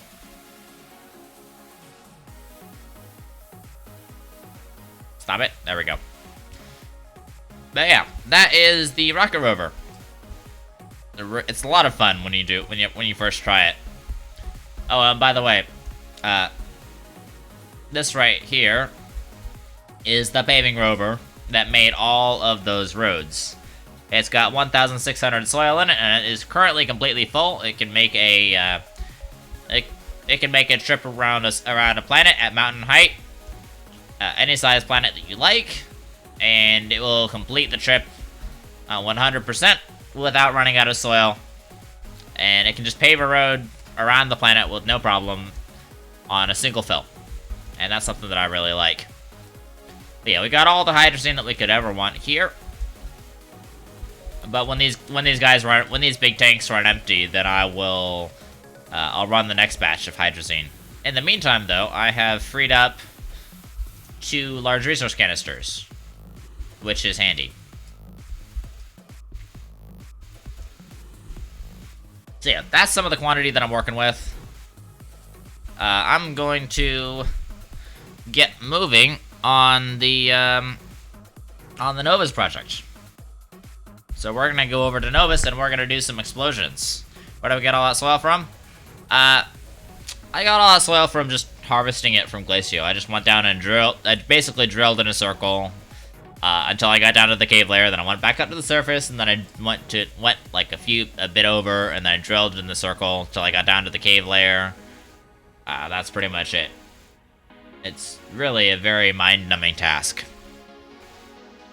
Which is why I also don't recommend doing any kind of soil-based automation, because gathering soil is mind-numbing.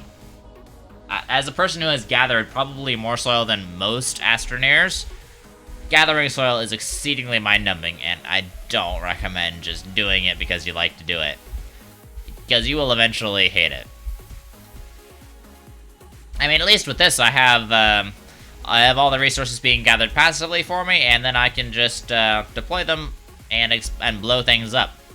And that's what makes it fun, because I can just passively blow things up, and I have an extra hydrazine for some reason. Oh, dear. I didn't mean to do that. I just meant to click the top of you and give you a single hydrazine. I'm gonna grab my button from over here.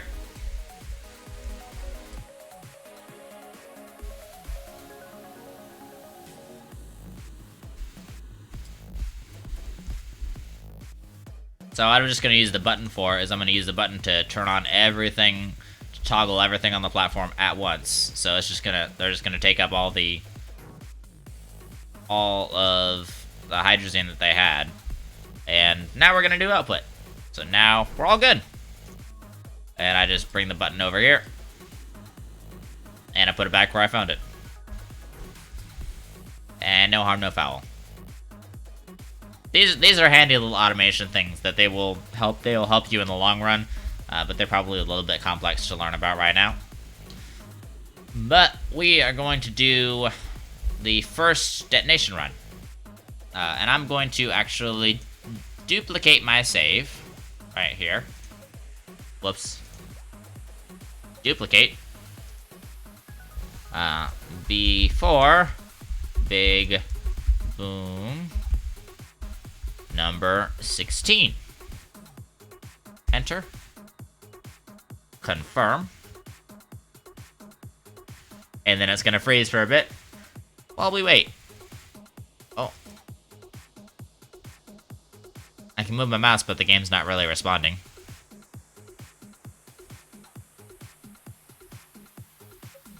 There we go. Now it's duplicated.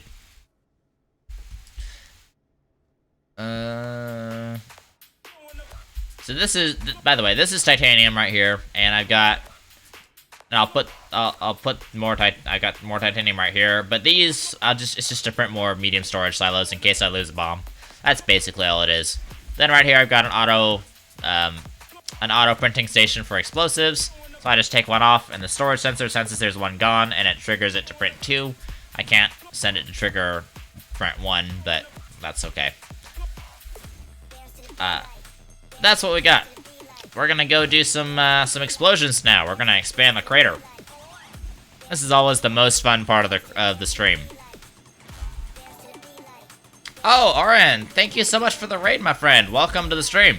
You guys are just in time. We are just starting all the detonations for this round of explosives.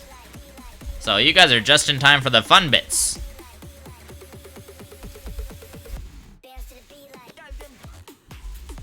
Yeah, welcome raiders. I do actually now have a raid emote, which I didn't before. But oh hey, hypothetical, how are you doing? Doing well, hypothetically. This glitch terrain, I'm gonna handle this first off because it's just annoying. Oh no, tactical. Tactical, no, why you gotta do this? I'm dead. I'm dead. Yeah, dude, 100% I'm dead. Hey, Tactical, coming in with the instant kill. Tactical, I thought we were friends. Okay, you win a free Dixper crate. There you go, Tactical. There's a crate for you. So, if you do exclamation point Dixper, like Tactical did, then you can get on Dixper. It's a fun way to support me and also have fun at my expense, like a certain Tactical illusion did. How's it going, Oren? Sharpshooter, you are a mean person, my friend. But good on you, Congratulations for getting me there. I did not know you were in that raid until you just came in instantly. Like, I would have been more cautious if I knew you were in that raid, and you probably knew that. So, off we go, jump straight from the base into the crater. As soon as my jetpack died, I was like, oh dear. Then I saw it was tactical, I'm like, oh no. Whee. All about the element of surprise? Yeah, I know. Trust me, I know. But I do actually, well, I meant in the core, I do actually have new emotes. And I think they're pretty cool. And yeah, so I do actually have emotes now, so feel more like a legit streamer. So yeah, I had Dixper also, if you guys want to support me and kill me. Hey, Dreamers. Dreamers, you're probably actually the only one who can do this, but you can spam the my rep emote if you'd like, because Tactical killed me. All these resources in the crater probably help a lot with the lag. Yes, I have to go in periodically and make sure everything's running and clean up. I have to do a bunch of cleanup, so yeah. Yep, rip indeed. I didn't even get to blow those things up. Whereas the element of surprise in the periodic table, just where you're least expecting it. That front is a really good joke.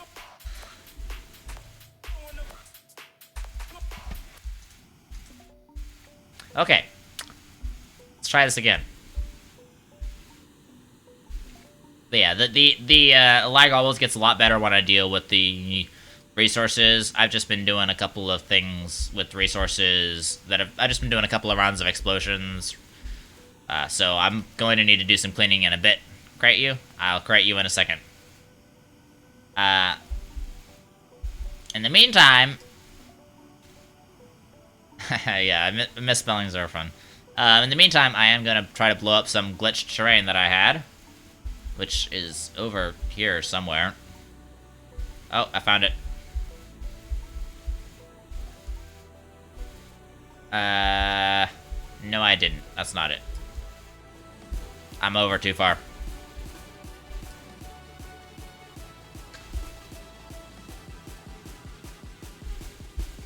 See, I'm hugging the walls because I know Tactical is probably going to... Oh, he's pressing a directional key? What directional key is he pressing? Oh, we're pressing forward. I can press sideways. I'm staying over the terrain. Thank you, old man the wise. Appreciate it, the Dixper. Let's run down while we have the cooldown running. I'm gonna set this explosive on this glitched terrain right here.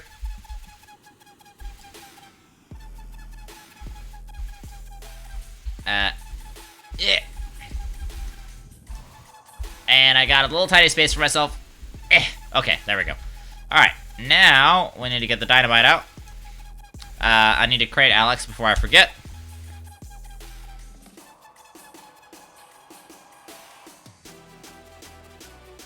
There you go, Alex. But yeah, thank you guys so much for the Dixper. Really appreciate it. It makes the stream a lot more fun. E. Ooh, I've run out of my... I've run out of my spare hydrazine, so we'll have to get that going. So this terrain unloads... How far away does this terrain unload? Right there. So I have to be inside that load distance for it to load so I can destroy it, which means I am probably going to have to die. But my body's going to fall down to the core. And so there we go. Rip me. Ow. My beautiful face. Now my beautiful face is falling down to the core, so... Can only walk forward, be brave. Alright, let's command the charge straight into the pit of death. Oh, at least I can sprint forward.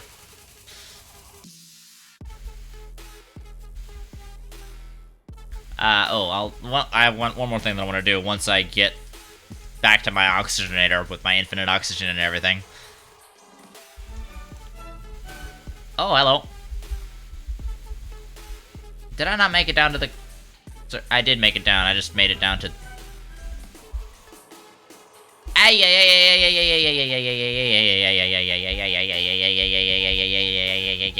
There we go. Ow. Okay, oh, hello. I thought that was someone knocking on my door for a second. Also, everybody in chat, you guys should definitely, definitely check out Old Man the Wise. He's an amazing streamer. And he has a lot of fun with Dixper. He likes to play Dixper in World of Tanks. And that's not something that I had ever thought Dixper would be applicable in, but it definitely works. He makes it work really well. And another amazing streamer is Tactical Illusion, who was the one who killed me earlier.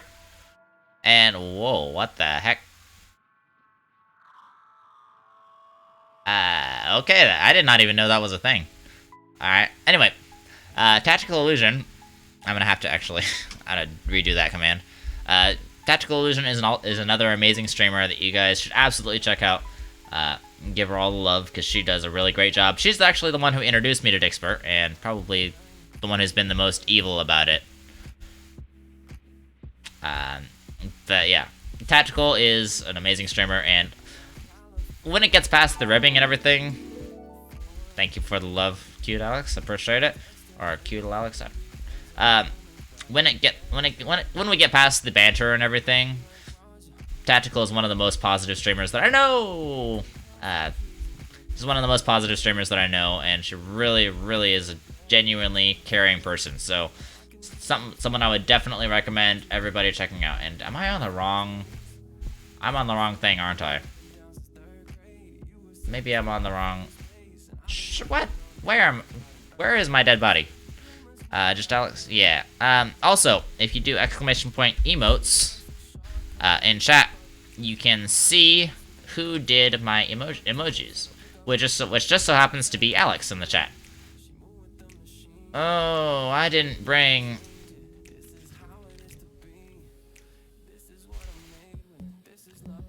I forgot to bring a I forgot to bring fuel, so I have to die again. But yeah, Alex did an amazing job. He did all the emotes in like half an hour on our Discord call. I was really surprised. And so far they've been amazing. It really looks like I'm on like the tip of falling off, but I'm really not. Down is that way. This is a weird feeling. But yeah, Alex is definitely really great. Really great guy. I really appreciate all the stuff you've done, dude. And now we just have to kind of wait to die. Wee. But I do want to die so that I fall here, either here or into the core, so that way I can find my body easily. I'm not too kind, dude. You did a really genuinely good job. I'm really happy with the emotes, so and happy to promote you. Happy to promote you if that's what you're doing for streamers. I'm really happy to say, hey, this guy's doing a really great thing for streamers out there. So, and we're about to suffocate. So, no Dixper crates if I just die on my own. But if you kill me using Dixper, at least in Astronair, I don't know if I'll apply that to other games. Oh goodness! Thank you for breaking my screen. Yeah, killed me. Just kidding. But if in this game, if you kill me using Dixper, I will gift you a free Dixper crate, and a certain Tactical Illusion may or may not have had a hand in making up that rule. Because somebody likes to get greedy for Dixper crates. And as you guys can see, Tactical is probably one of the better people at killing me in this game.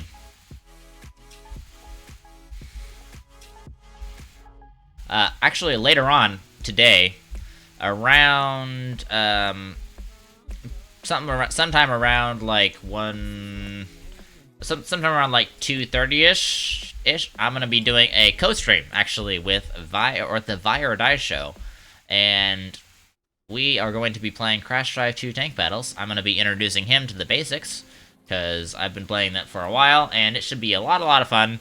I'm going to have Dixper on. I don't know if I will have. Oh wow, Tactical! Thank you so much for the 10 custom crates. That's really amazing. Thank you. Where did I die? Hold on. Which one did I die on? I don't remember where I died. I think I died on this one. Let's let our oxygen refill, but it is going to be at 2:30 p.m. Pacific Standard Time. So if you don't know what time that is, your time, Google 2:30 p.m. PST to whatever your time zone is, or like whatever your nearest city is. So like, say if you're in, I don't know, if you're in Denmark, then say like 2:30 p.m. PST to Denmark time, and Google will tell you what time it is in your local area. So it is 2:30 p.m. PST, my time. So whatever you guys, if you guys are able to show up, then go for it. I do know that Viredie happens to have a free, he happens to have a free copy of the game to give out. So if you guys, I don't know if he's going to give it out before the stream or during the stream. I don't know what his plan is, but we'll see. It's going to be 11:30 p.m. for you? Well, I hope you can show up, but if you don't, sleep is more important than whatever I'm streaming, dude. But this is the game. That's the game that we'll be playing. And it costs $5 on Steam, and you can get 2 copies, one for you and one to give to a friend. It shows up in your Steam inventory when you get it. If you do want to get it and join in on the fun, then you are more than welcome to. We're going to be having a whole lot more fun than we probably should. And there's going to probably be a lot of laughter and a lot of killing each other, because that's what friendship is all about, right? Here's my body. I found my body. And this time I have fuel, so this time with less stupidity. Shall we?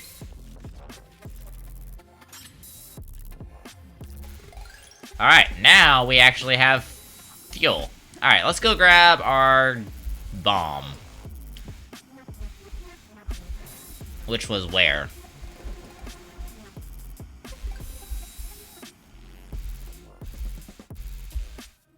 I forgot to turn on my oxygenator. Looks like there's some glitched terrain right here. But where is my bomb? I feel like it's somewhere around here. Oh, it's right here. So we got rid of a good bit. Your sleep cycle is messed up anyway, ended your stream at 4 a.m. Good heavens, bro. Whatever works for you. Don't let me be the one to mess up your sleep cycle. Whatever you want to do. If you show up, I'm more than happy to see you. But if you don't show up, I am not worried in the least. I'm still gonna have a lot of fun, and we're still gonna have a blast. Probably, well, we're gonna be in the base game for a little bit because he's got to unlock the tanks. But once we get to it, we'll be in the tank battles, and the tank battles, in my opinion, is way more fun than any of the stock gameplay. So the tank battles is kind of an add-on afterthought by the devs, and honestly, that's the best afterthought you could possibly have. And I played tank battles on stream before, so if you guys want to check that out, you can look in the stream VODs and just get kind of an idea for how things go. But tank battles, it gets really it gets really fun with somebody else in chat. Without somebody else in chat, it can get kind of like, oh. But if you have a friend in chat, then it's always a lot of fun. But Dixper will definitely be on. I don't think that I'll have Dixper crates for dying be on. But we'll have to see how that goes. Because in that game, it'll be very easy to kill me, and I don't want to devalue Dixper crates. Because I want them to still be, like, a good prize for the community, because I do want them to, you know, still be something that people value, so I don't want to give out too many of them. I do want to give out lots of them because I love you guys and I want you guys to have all the fun you possibly can have. But, you know, there has to be limits on everything. So we'll have to see how it goes. But also, I did get Vi in on Dixper, and I told him about it. He might have it for this stream. I can't promise anything, but he might have it. Did I get it? I did. I did actually. Ah! Oh, that's not me. That's you. Freaking making me. Did I die? Oh, I survived. I don't know how I survived, but I survived. Yes, I survived. Yeah. I don't know how I survived, and it was probably a glitch, but I survived. I'll take it. I was like, wait, why is my jetpack not working? Lag helped me? I don't know, man. Lag usually is the thing that kills me, honestly, because what that does is that extends your falling time, and so for the game, that means you pick up more speed, faster. So usually lag is what kills me, not the other way around. Still worth the fucker factor. Definitely in my opinion. Uh, but yeah, lag usually is what kills me though. Lag doesn't usually help me. I think that's just the gravity weirdness down there. I sometimes die, I don't. It's like a 50-50. But yeah, the pucker factor is definitely... I was like, wait, why is my jump button not working? Why is my button not working? Oh, crap, I went too close, didn't I? Oh, that was stupid. That was stupid. I knew better. I didn't do it. I knew better. I need to go get some fuel, and then I need to go get my body because I did it stupid. That was my fault. That was 110% my fault.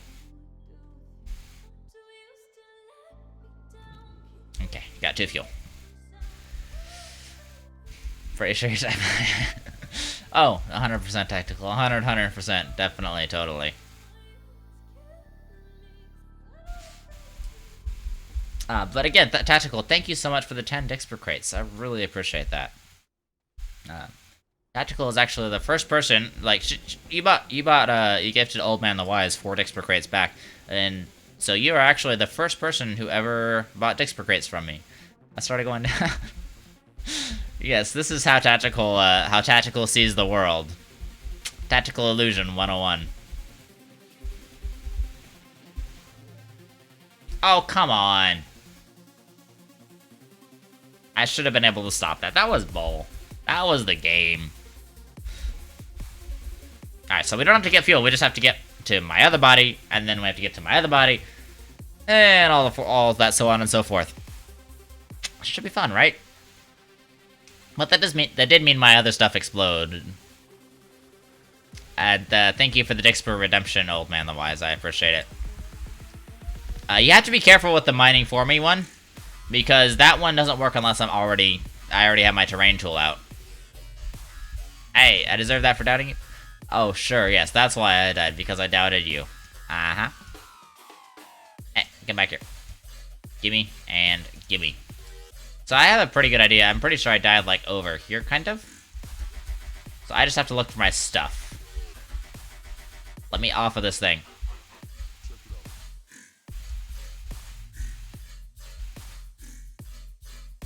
I made it. I died somewhere up here. I just don't exactly remember 110% where. Scan. I said scan. Here we go. I found my QTRTG.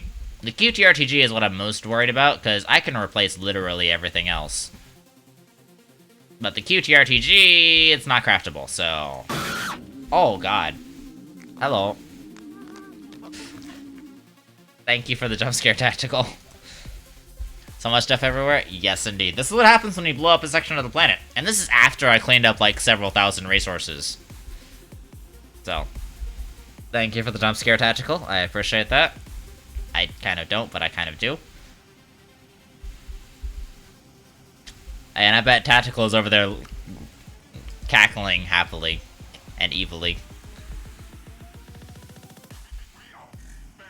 Where did my bomb go? Finding it after I've died, like, a couple of times is always disorienting, because I never quite remember. Oh. You horrible person. I'm gonna try to, like, engineer so I die in a decent place. I died. Alright. I'm gonna give the crate to Old Man, because good on you, dude. Good on you. Not modern bat. Also, God, I already did it. I already did a tactical. Get with the times. I don't have to... I'm gonna bring a little bit of extra fuel just in case. Because I have extra fuel, because why not? But I don't really technically need the extra fuel. But yeah. Good on you, dude. Good on you.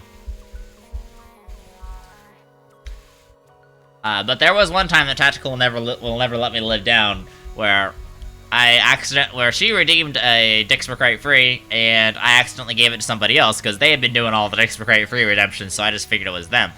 And then after a while, you guys wrecked me in Phasmo. Oh, I would bet that Phasmo package is something else, dude.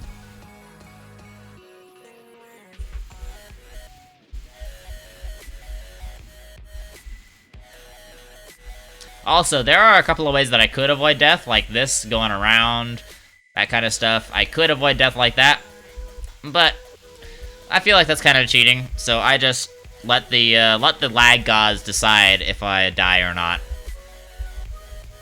Animated skills for Faz. The animated skills for Faz are straight terrifying, I'll tell you that much.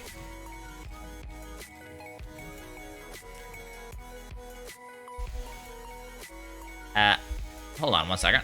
Let me recharge. There we go. Yeah, those things are straight terrifying. Also, anybody who's ever played Faz, this whiteness should look very familiar. Okay, now. Oh, I think I found my bomb. Yeah, legit, this looks like you, thought you killed Goose in his stream. You were legit. Why were you worried about killing somebody, Tactical? That's not like you.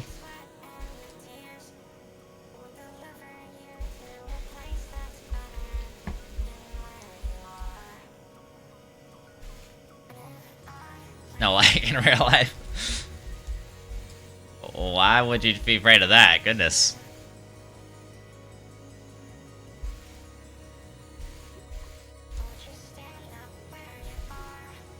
Okay, we need to go this way.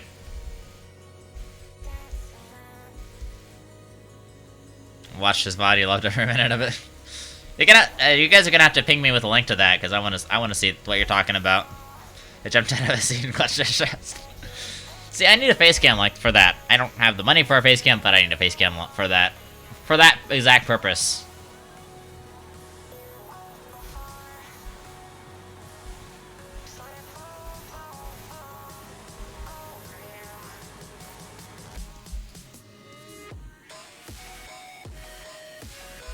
Also, let me know how the audio is. If the audio is balanced nicely.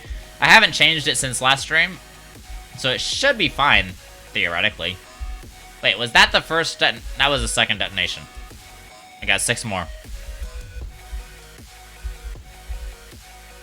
Yeah, we got 6 more detonations to go. And we're on the margin, so. Give me dynamite. Alright. We got the most dangerous people in chat. Here we go.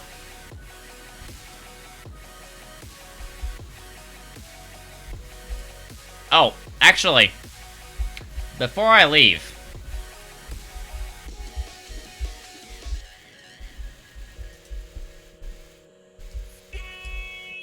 nice space. I love that. I love that thing. Let me go. I'm gonna set up a poll. So give me a sec. So, I'm gonna ask if I'm gonna survive this... Not this detonation round, but the next one.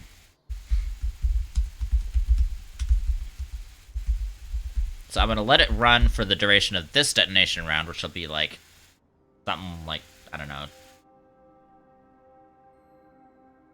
10 minutes? Actually, wait, no. This is not a poll, hold on. This is a prediction. For expert purposes, you need to make sure your volume is up to ensure the jump scares. Yes, I do have my volume up. I may not be able to turn it up as much in the stream.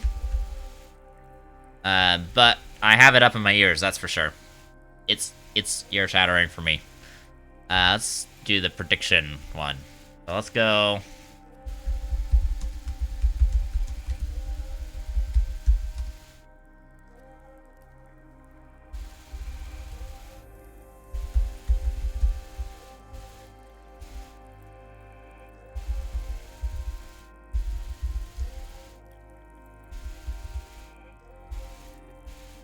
Okay. Whoopsies. I can't spell. Sorry.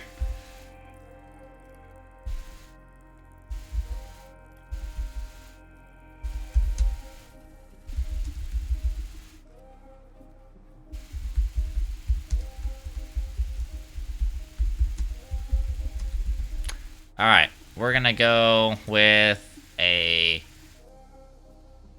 We're going with the... Depending on how... I'm gonna go with a 5-minute submission period.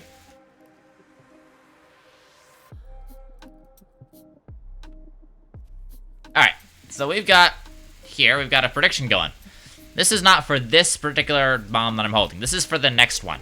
So this is going to run while I put this bomb out and detonate it. What do I have in my inventory? Just the usual stuff. So, what you can do is you can go and pick a result, either yes or no.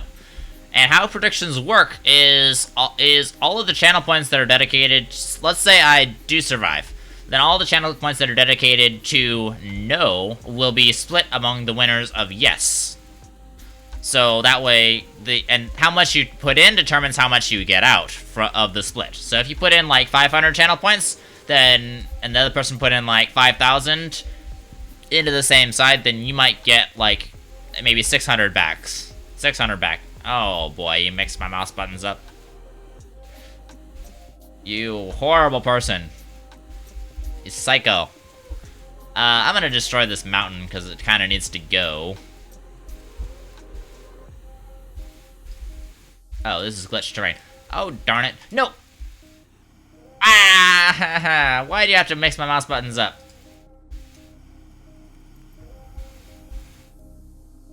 Mixed my mouse buttons up and then I lost my entire bomb. Darn it, old man. I went to right click to move my camera and then then I ended up dropping my bomb instead. I didn't mean to do that. So, anyway, if you do the prediction for yes, and so it depends on most everybody. Whoa, well, why is my mouse locked like that? Are my mouse buttons back to normal? My mouse buttons are back to normal. So, if you predict yes, then it will. Then I'll pick yes or no if I do happen to die. If I don't die and we finish the explosion, then I'll say no. So, Liv, thank you for your faith, Ryan. I appreciate that. I appreciate having faith in me, man.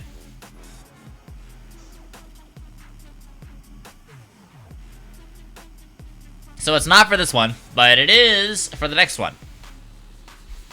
So this is explosion number 3 that we're on right now. So we'll see if I survive explosion 4. And this is a fun way to make channel points or to bet channel points against your friends and see what happens. Let me just go in there. There we go. Oh, I'm low on fuel.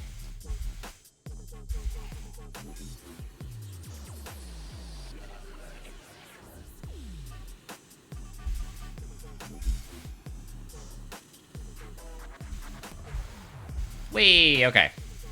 Let's go grab that thing. Lived almost all of the past one. What?! How did I die? How on earth did I die? That was... What?!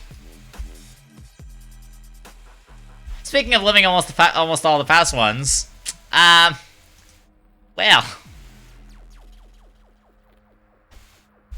Oh, good heavens. Somebody put in, 5,000 on yes. I think what happened is I landed on a resource. That was kind of bull, though. Not gonna lie. I'm gonna get my jump jets out. And it's actually an excuse to bring more fuel. So I'm gonna get the solid fuel jump jets out. Those are my backups. So that way I can get... Well, that way I can get to my body. Acid jet, definitely. And I would say spam the rip emote, but I don't really have any subs, so nobody can really spam the rip emote. But it's a cool rip emote. Every time I predict you lose. Oh. Ow, my ears.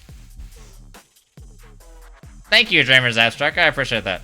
But I appreciate the faith in me living. Although I'm not sure exactly if that's like a cynical faith or something else, but I'll take what I can get.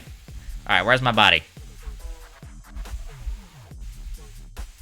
I'm just gonna use this to negate fall damage and sliding. Where's my body go? Oh, it's down there. Oh, that's perfect. That's perfect. Wait, where'd it go? I missed. Oh, it's down at the bottom. Heck yeah. Makes it way easier. I appreciate your faith in me, Dreamers. I appreciate your faith in me. Alright, where'd it go? Where is it? Where is it? It's right here. I know it was right here just a second ago.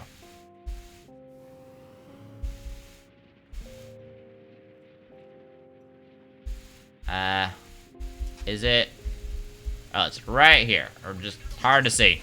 It's hard to see in so much junk, you know? Next stream is definitely gonna have to be a cleanup stream.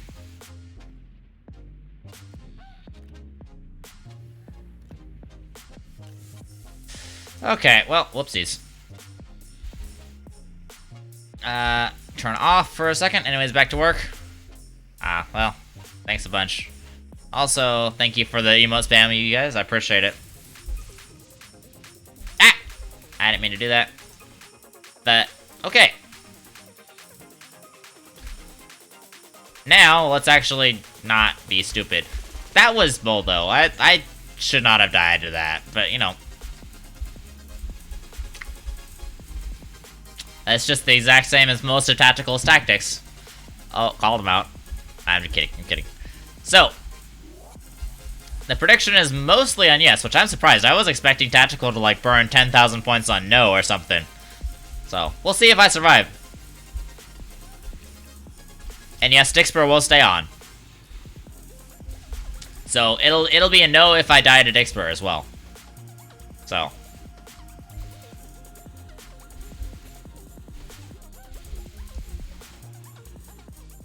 Hey! Speaking of dying to Dixper. Hey! Freaking old man the what? Did you realize that was my jump jets and my jetpack? That was my jump jets and my jetpack. So now how am I supposed to get down there, huh? How am I supposed to get down there without my jump jets or my jetpack? Like, my jump jets are to get to my jetpack when I die. And then you freaking kill me. Alright, what is this, dude? What is this?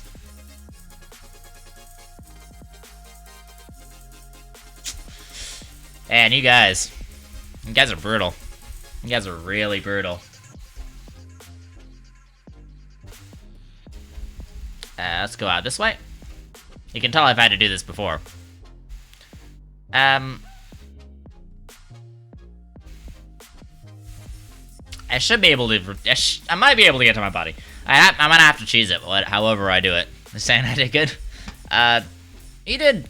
Yeah, good on you. Good on you. I'm gonna have to gift you a crate since you killed me. You killed me. That was mean. I'm getting too many names in my Dixper now. That's a good thing to have. All right, there you go. Are you happy? You got your Dixper crate gifted. Where is my body? Right down there. Alright, let's...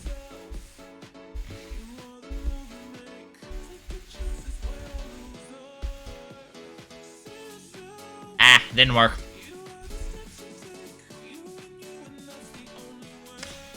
Oh well. We got another try.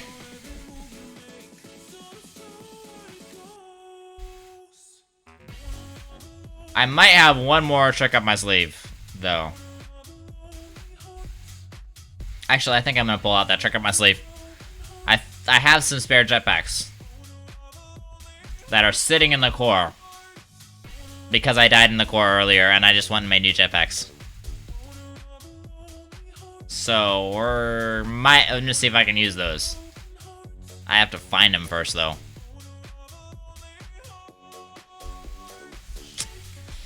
Alright, let me go see if I can find these things. This is my ace up my sleeve.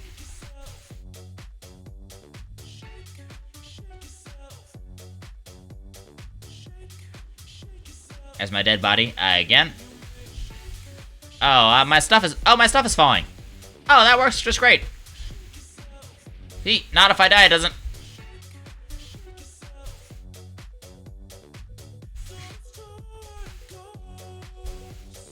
Here's one jetpack. Oh, these are solid fuel jump jets, but you know what? I'll take it.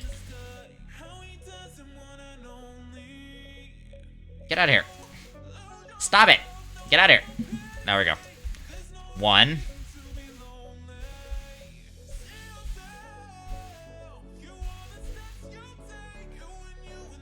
Alright, there we go. We got two. I don't know why that didn't despawn. That should have despawned, but it didn't.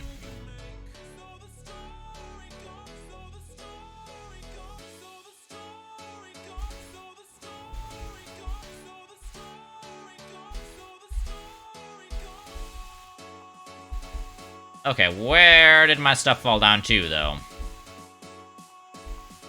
Alright, where's the big hole in the ceiling? I think it's over here. Yeah, it's over here. So they would have fallen in this direction.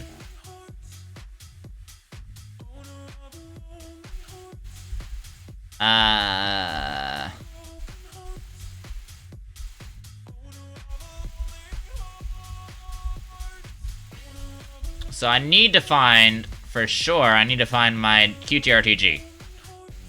And it's somewhere down in this mess. But, here's one jetpack.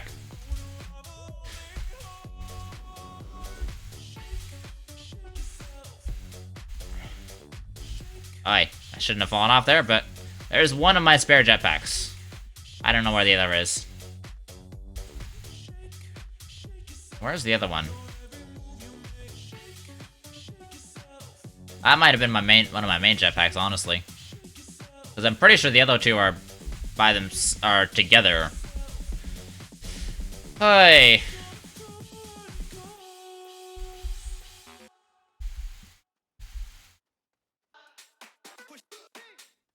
Where is it?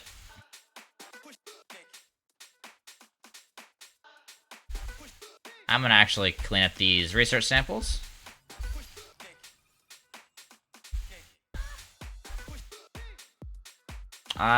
It was kind of here, so I'm gonna check down here. See if the other one fell down here, maybe. Oh, there's an oxygen filter. And back, what I missed? Old man killed me, that's what you missed. Also, what you missed is there's a prediction up to see if I've gotten the, if I'm going to survive the next explosion. So we'll see how that goes. Yay, you're just cruel to me, Tactical. That's what this is. Lots of people are watching today? Heck yeah. You did get the prediction? Alright, cool. Let me guess, you bet no. So now I gotta find my QTRTG somewhere. I don't know what predicted. You predicted no. I can see from your chat badge. Gotta get a shot from this. Dude, you made me die, and now I can't find my QTRTG, and it's making me sad.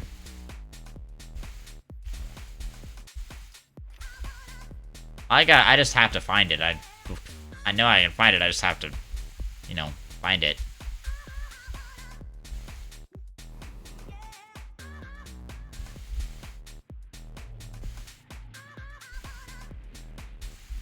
So I'm just looking for yellow, kind of. And looking for... That's not an action you can ban, Tactical. That's not... It has to be an action. It's not like a... What I'm doing is... I'm walking around, I'm using my jump jets. Has to be like something I can do in the game. Let me refund that for you.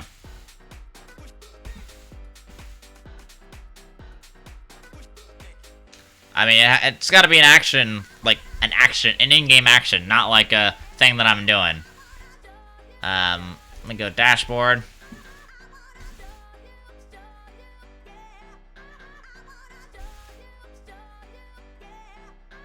And channel points. I said channel points. Request queue.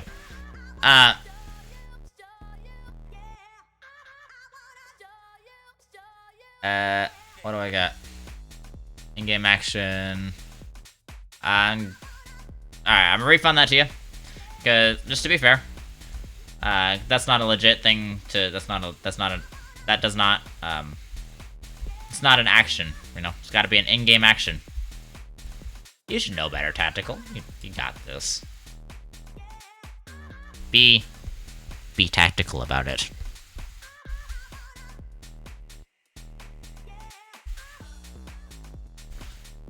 Okay, well, where is my QTRTG at?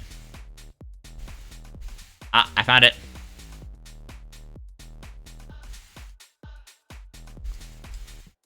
I found it. I found it. Haha, I found it. The rest can be replaced. Although I would like to look for the oxygenator. I can't seem to find it, though.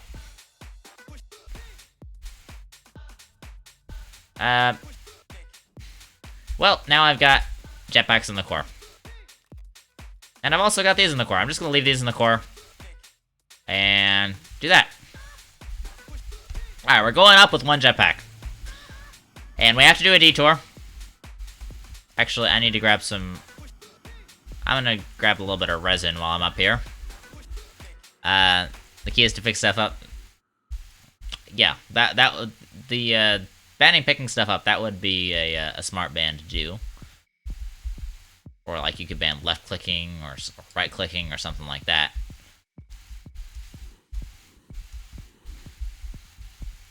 Where is I just want a single piece of resin. I'm just gonna go down here into the massive thousands of resources and pick up a resin. I have the QTRTG, so crafting should not be a problem.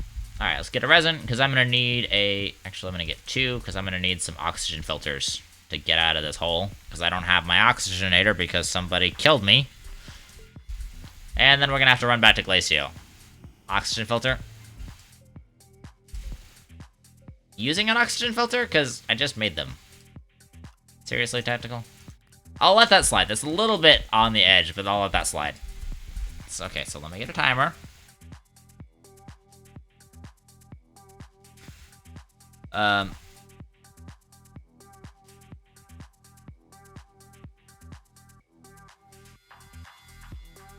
gonna get a timer out for 5 minutes. And I'm gonna try my best to get out of the core. I do have to end stream in like 10, maybe 15 minutes though, so I have to be fast about this. I don't know if I'll be able to make it back on a full thing. Do I have an oxygen tank? Maybe I have an oxygen tank. That might do it. I think I have an oxygen tank sitting down here somewhere. A research sample. There's the filters. If I had an oxygen tank, I could make it out. Oh, come on. I'm crouching now. I'm so slow. I'm so slow.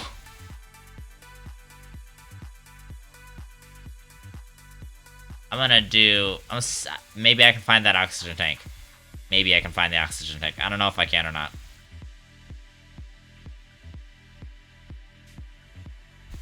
Ah! Oh, that was tactical. Alright, tactical. You're just like pulling out all the stops today, man. Oh, my mouse is inverted too. Oh, that was really disorienting.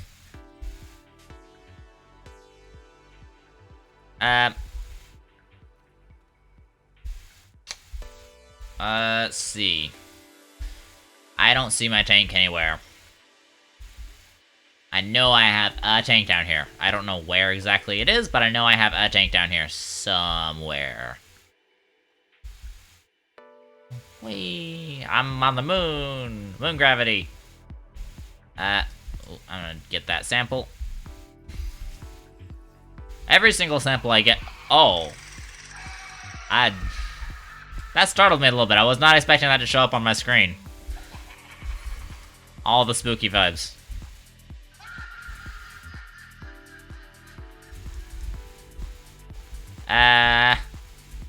Darn. Where's the...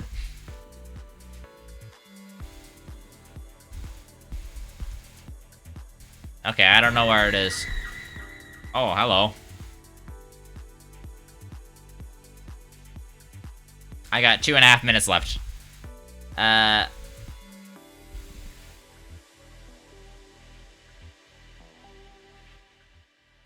actually gonna turn the music down in my headphones just a hair, and I'm gonna turn it up on the stream. There we go. Wait, is Dixper coming through the... Dixper might be coming through the desktop. Hold on.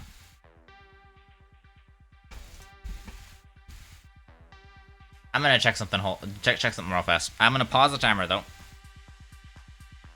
So the timer is paused. So I'm not the timer for the ban is paused. I'm gonna check something real fast.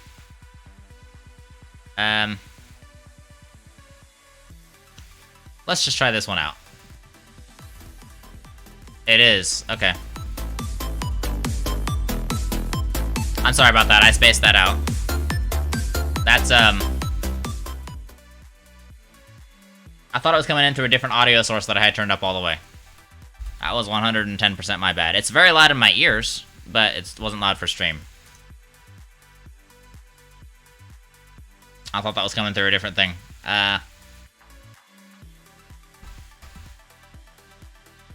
Alright. Now, let's go back to it. Resume the timer. Alright, now I gotta find my oxygen tank, so that way I can go up. I'm gonna just come down here and drop 1 billion oxygen tanks and 1 billion filters down here. Get down, sniper! Oh, I'm crouching now. Why you do this to me? I can't even walk over that little line right there. I'm so slow. There we go. That's way better. See, forcing me to crouch in this game, I don't like the player character doesn't actually crouch, but it does make me go really, really slow. Start going up. No, not without my oxygen filters. This is a jump jet. Not without my oxygen filters, I'm gonna die. And the reason why you want me to start going up is because you know I'm gonna die. You want me to die. I know you, I'm on to your schemes. Ah! Oh, jeez, that legitimately scared me. Okay. 43 seconds until I can touch those things. By the way, this is one of my vacuums that I use to vacuum up resources down here.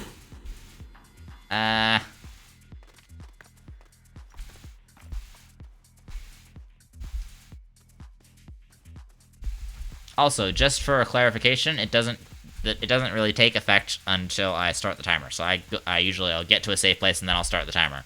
So it's not gonna be, so if you tell me to turn off my jetpacks, I'm gonna go land somewhere and then I'll be stranded there without jetpacks. But it's not going to turn off my jetpacks midair like Dixper will. That's a Dixper thing. If you want to do that in Dixper, you can. Okay. That is the timer. Now I can use these things again. Okay, thank you for the delay, tactical. The tactical delay, I should say. Alright, let's go. I'm just gonna go as fast as I can. Where's home? Home is behind me, so I just need to go straight up, pretty much. Oh, I guess that straight up is straight down. Oh, that's so disorienting. Wait, what am I doing? What is life? Oh, jeez, alright. That is always so disorienting when it happens.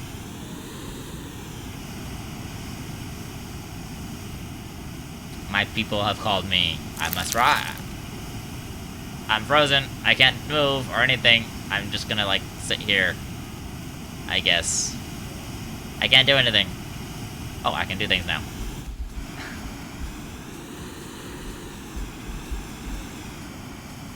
I just kind of awkwardly bumped my head there for a little bit because I couldn't move. Okay. I made it back. Despite tactical illusion. Ow. Is that satisfyingly loud on the stream now?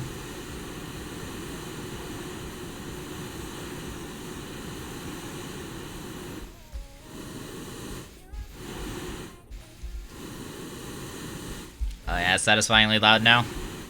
Nice. I'm sorry it wasn't loud earlier. I thought it was set up correctly, but I had turned down the music. I turned down the desktop source. I'm not used to having multiple audio sources, alright?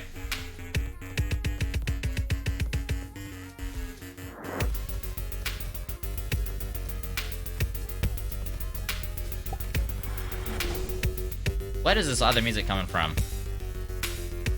What?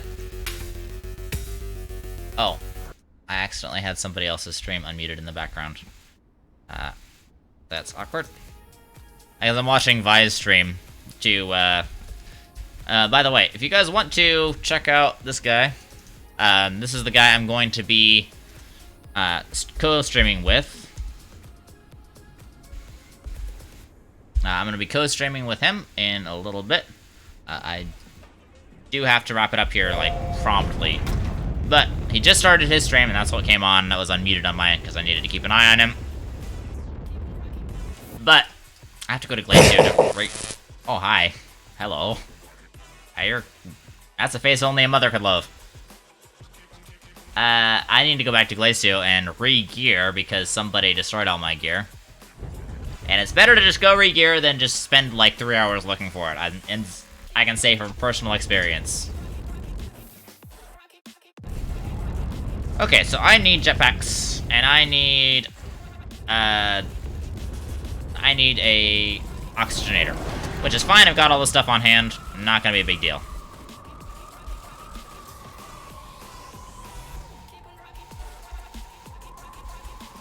Okay, first thing I'm gonna get is I'm gonna get an oxygenator, because the nanocarbon alloy is right here.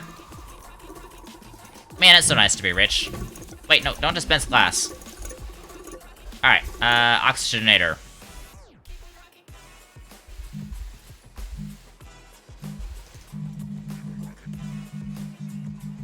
Click, click, click, click, click, click, click, click. Whoa, hello. Portable oxygenator.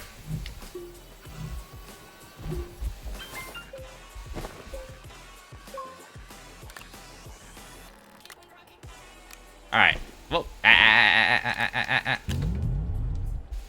Turn on.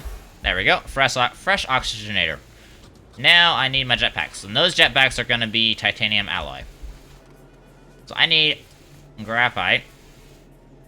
I have my open thing in graphite over there. So I'm going to need 2 titanium. So 2 titanium. Where's my titanium? Your iron. Your tungsten. Your copper. Where's my titanium at? Here's some titanium. Is that my no, I don't have an open thing of titanium on this thing. Alright, I need 1, 2. Alright, I got 2. So I need titanium alloy for these two jets. My mouse is broken. Oh, I can't click anything now. I can't click anything now. I can't click anything now. Thank you, Tactical. I appreciate it. Is my mouse good yet? Hey, my mouse is better. My mouse is unbroken. Or I should say untacticaled.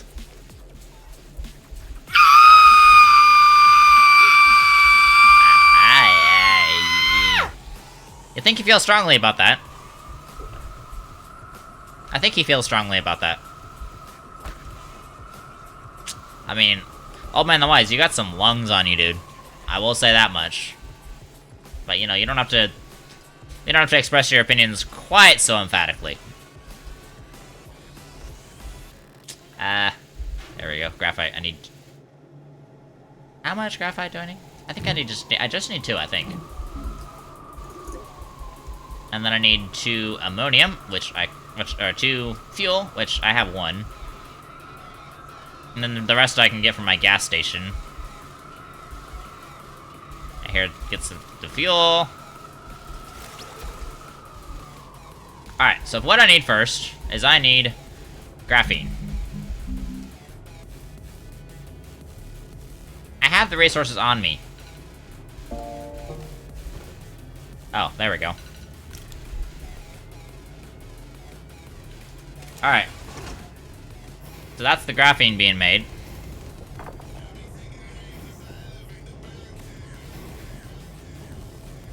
I'm gonna get closer.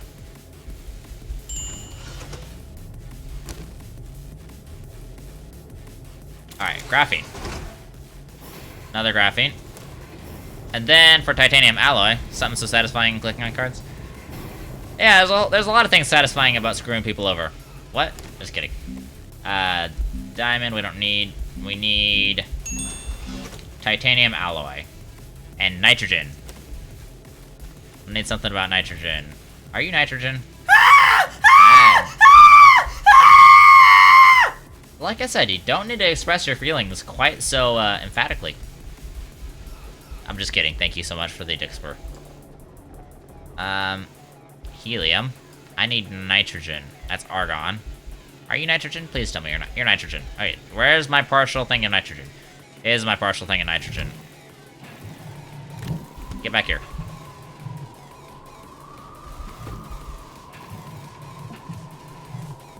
Oh boy.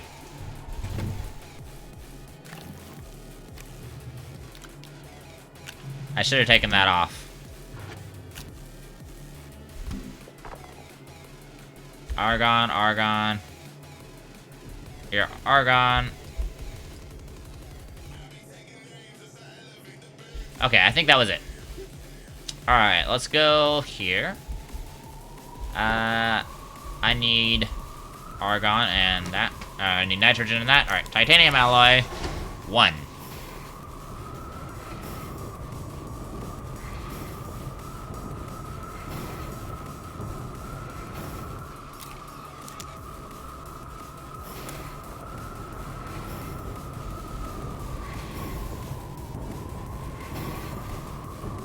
Alright, that is the 2 titanium alloy right there. Let's go grab that from over here, and then we can make ourselves jetpacks. Finally.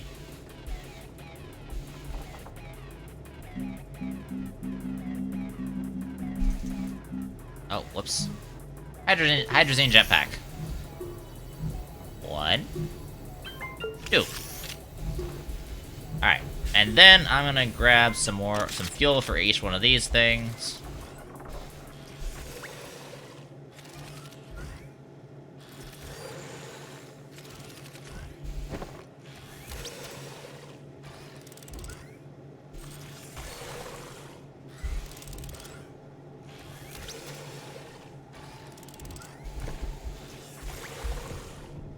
I don't know why that wasn't doing it, but you know, okay.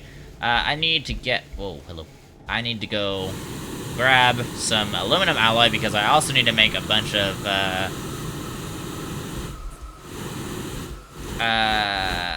what's it called? I need to make a bunch of hydrazine or jump jets.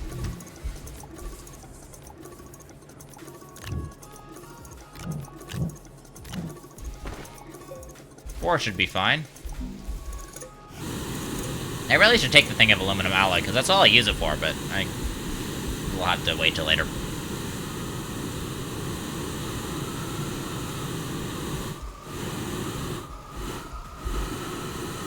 Wait, no.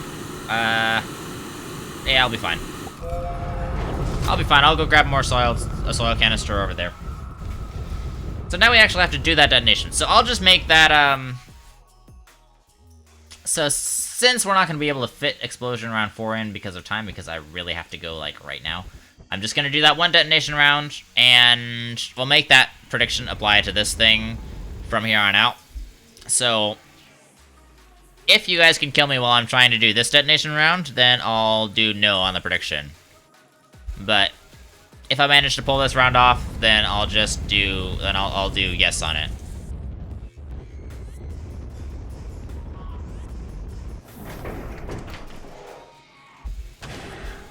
Alright, so first thing we need to do is make some solid fuel jump jets.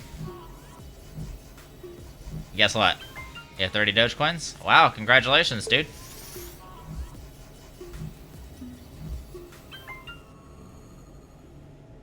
You can get out of here. I don't need you. I have tethers. All mine on your rig? Heck yeah, dude. Good for you. It's good for you, my friend. Good for you. Alright. So. Like 5 pi? Nice, nice. Let me get a thingy of that. Alright, the bomb should be already out there. I'm pretty sure I detonated that bomb. When can you sell the pie? When the pie goes on the market, dude. Again, pie is not on the market yet, but it will be. And I would focus on collecting a whole lot of it. Because it will be at some point. And this body, I just need to get rid of the beacon. When is that? That's not a question for me, dude. That's a question to look at the pie guys and ask them about their product. I don't know when it's going to go on the market. I just know it is going to go on the market. So, is there a date? I have not heard of a date set yet. That doesn't mean there isn't a date, that just means I haven't heard of it. Again, I kind of told you all this the other day. Like, earlier. Where did the bomb go? I need to find the bomb. So I'm just gonna make the prediction, apply to this round. Which I never got to do because I kept dying to you guys. So if I can survive this, then I'll do a yes on the prediction, and if I can't survive it, then I'll do a no. There it is. It's down in the core.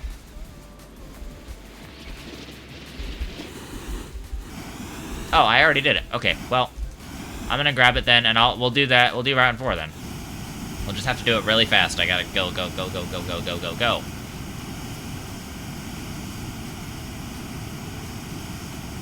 I thought I hadn't done it before. Okay, it'll just go as normal then. Never mind what I said about the prediction.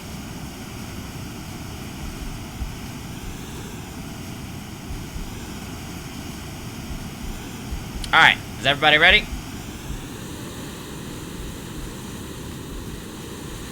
Because we're almost ready to get going on the Detonation round 4. Which will be a fun prediction to see if anybody, see who wins. Chat or me? I think it's gonna be me. Or, more specifically, I should say, Tactical Illusion or me. Because Tactical and Old Man the Wise, they're both in it together. Alright, we got enough slack with everything, and we got the stuff. Bring it. Alright. So, we got the dynamite, so we're gonna bring this explosion round out, and then we're gonna end. We have to end, like, right now. So, I gotta do this fast.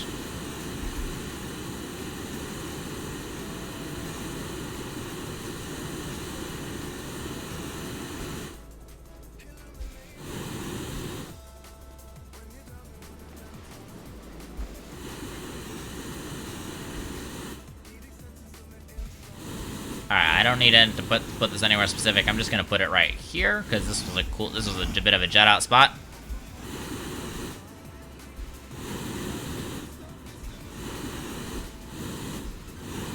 Alright. So, will I survive this detonation round? Or will I be stupid? Find out today on live stream. Allah! Apparently, it's a little bit slated towards the be stupid, folks, so. I'll have to see. Alright, I'm running.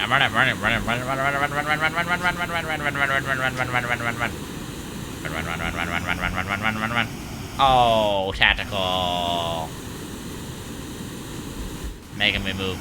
Only forward. Alright. I should be far enough away. Yes! I made it. Alright, and so I'll close the prediction once I get back to the base. So if you can kill me before I get back to the base, then I still can't go sideways. If you can kill me before I go back to the base, then I will call that on the prediction.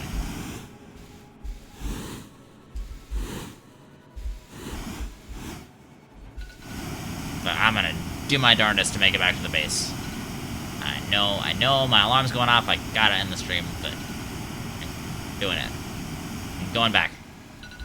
Oh, of course Tactical does that. I am pulling out all the stops, though. Ah! I didn't survive. Gosh darn it. Okay, that's gonna be a no on the prediction.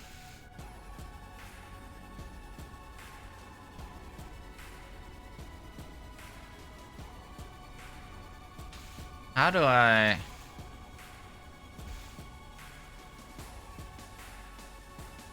Okay, I actually haven't done the,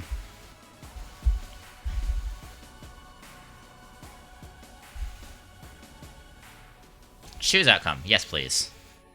There we go.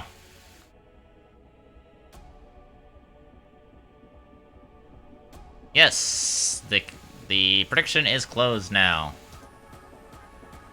And 3 different people get a total of 5,220 channel points.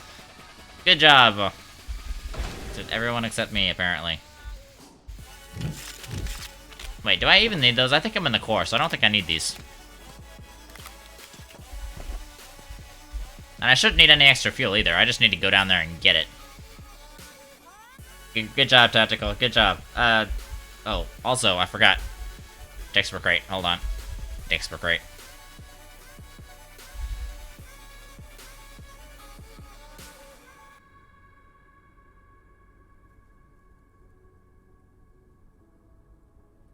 There you go, Tactical. Congratulations. Congratulations.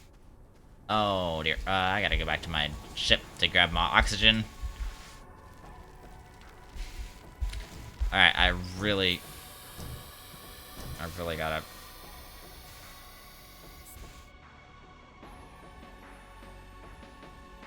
Alright, I'm gonna... go... Alright, I have to go, so I'm just gonna get this and bring this back to the base, and then we're gonna raid out.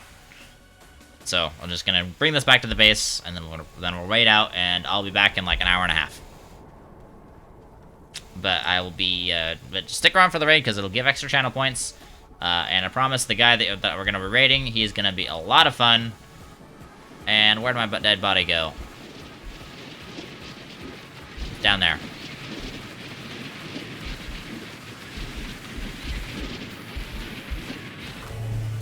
I made it.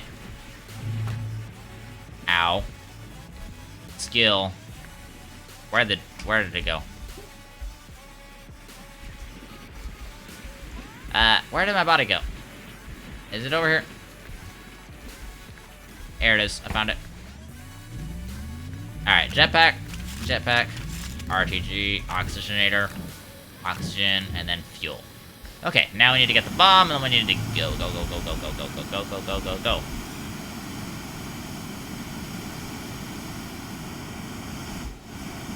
So I'm pretty sure I was carrying the bomb when I fell. So I don't think I was. I think I was just flying to get the bomb. I do know it's right up above here, though, so it should be at least. Is that it? No, that's not it. Alright, I have to find the bomb. Where's the bomb?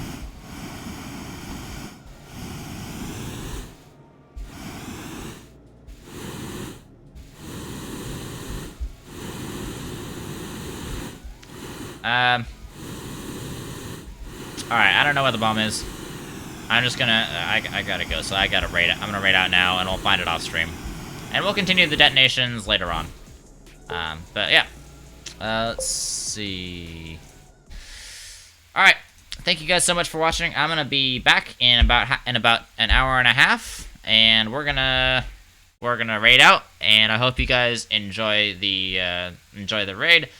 And this guy is a blast. He's a lot of fun. And he also made all of his own music, and he makes some pretty dope music. So I hope you guys have fun. I'm going to get going, and I'll see you guys on the other side of the break. Thank you.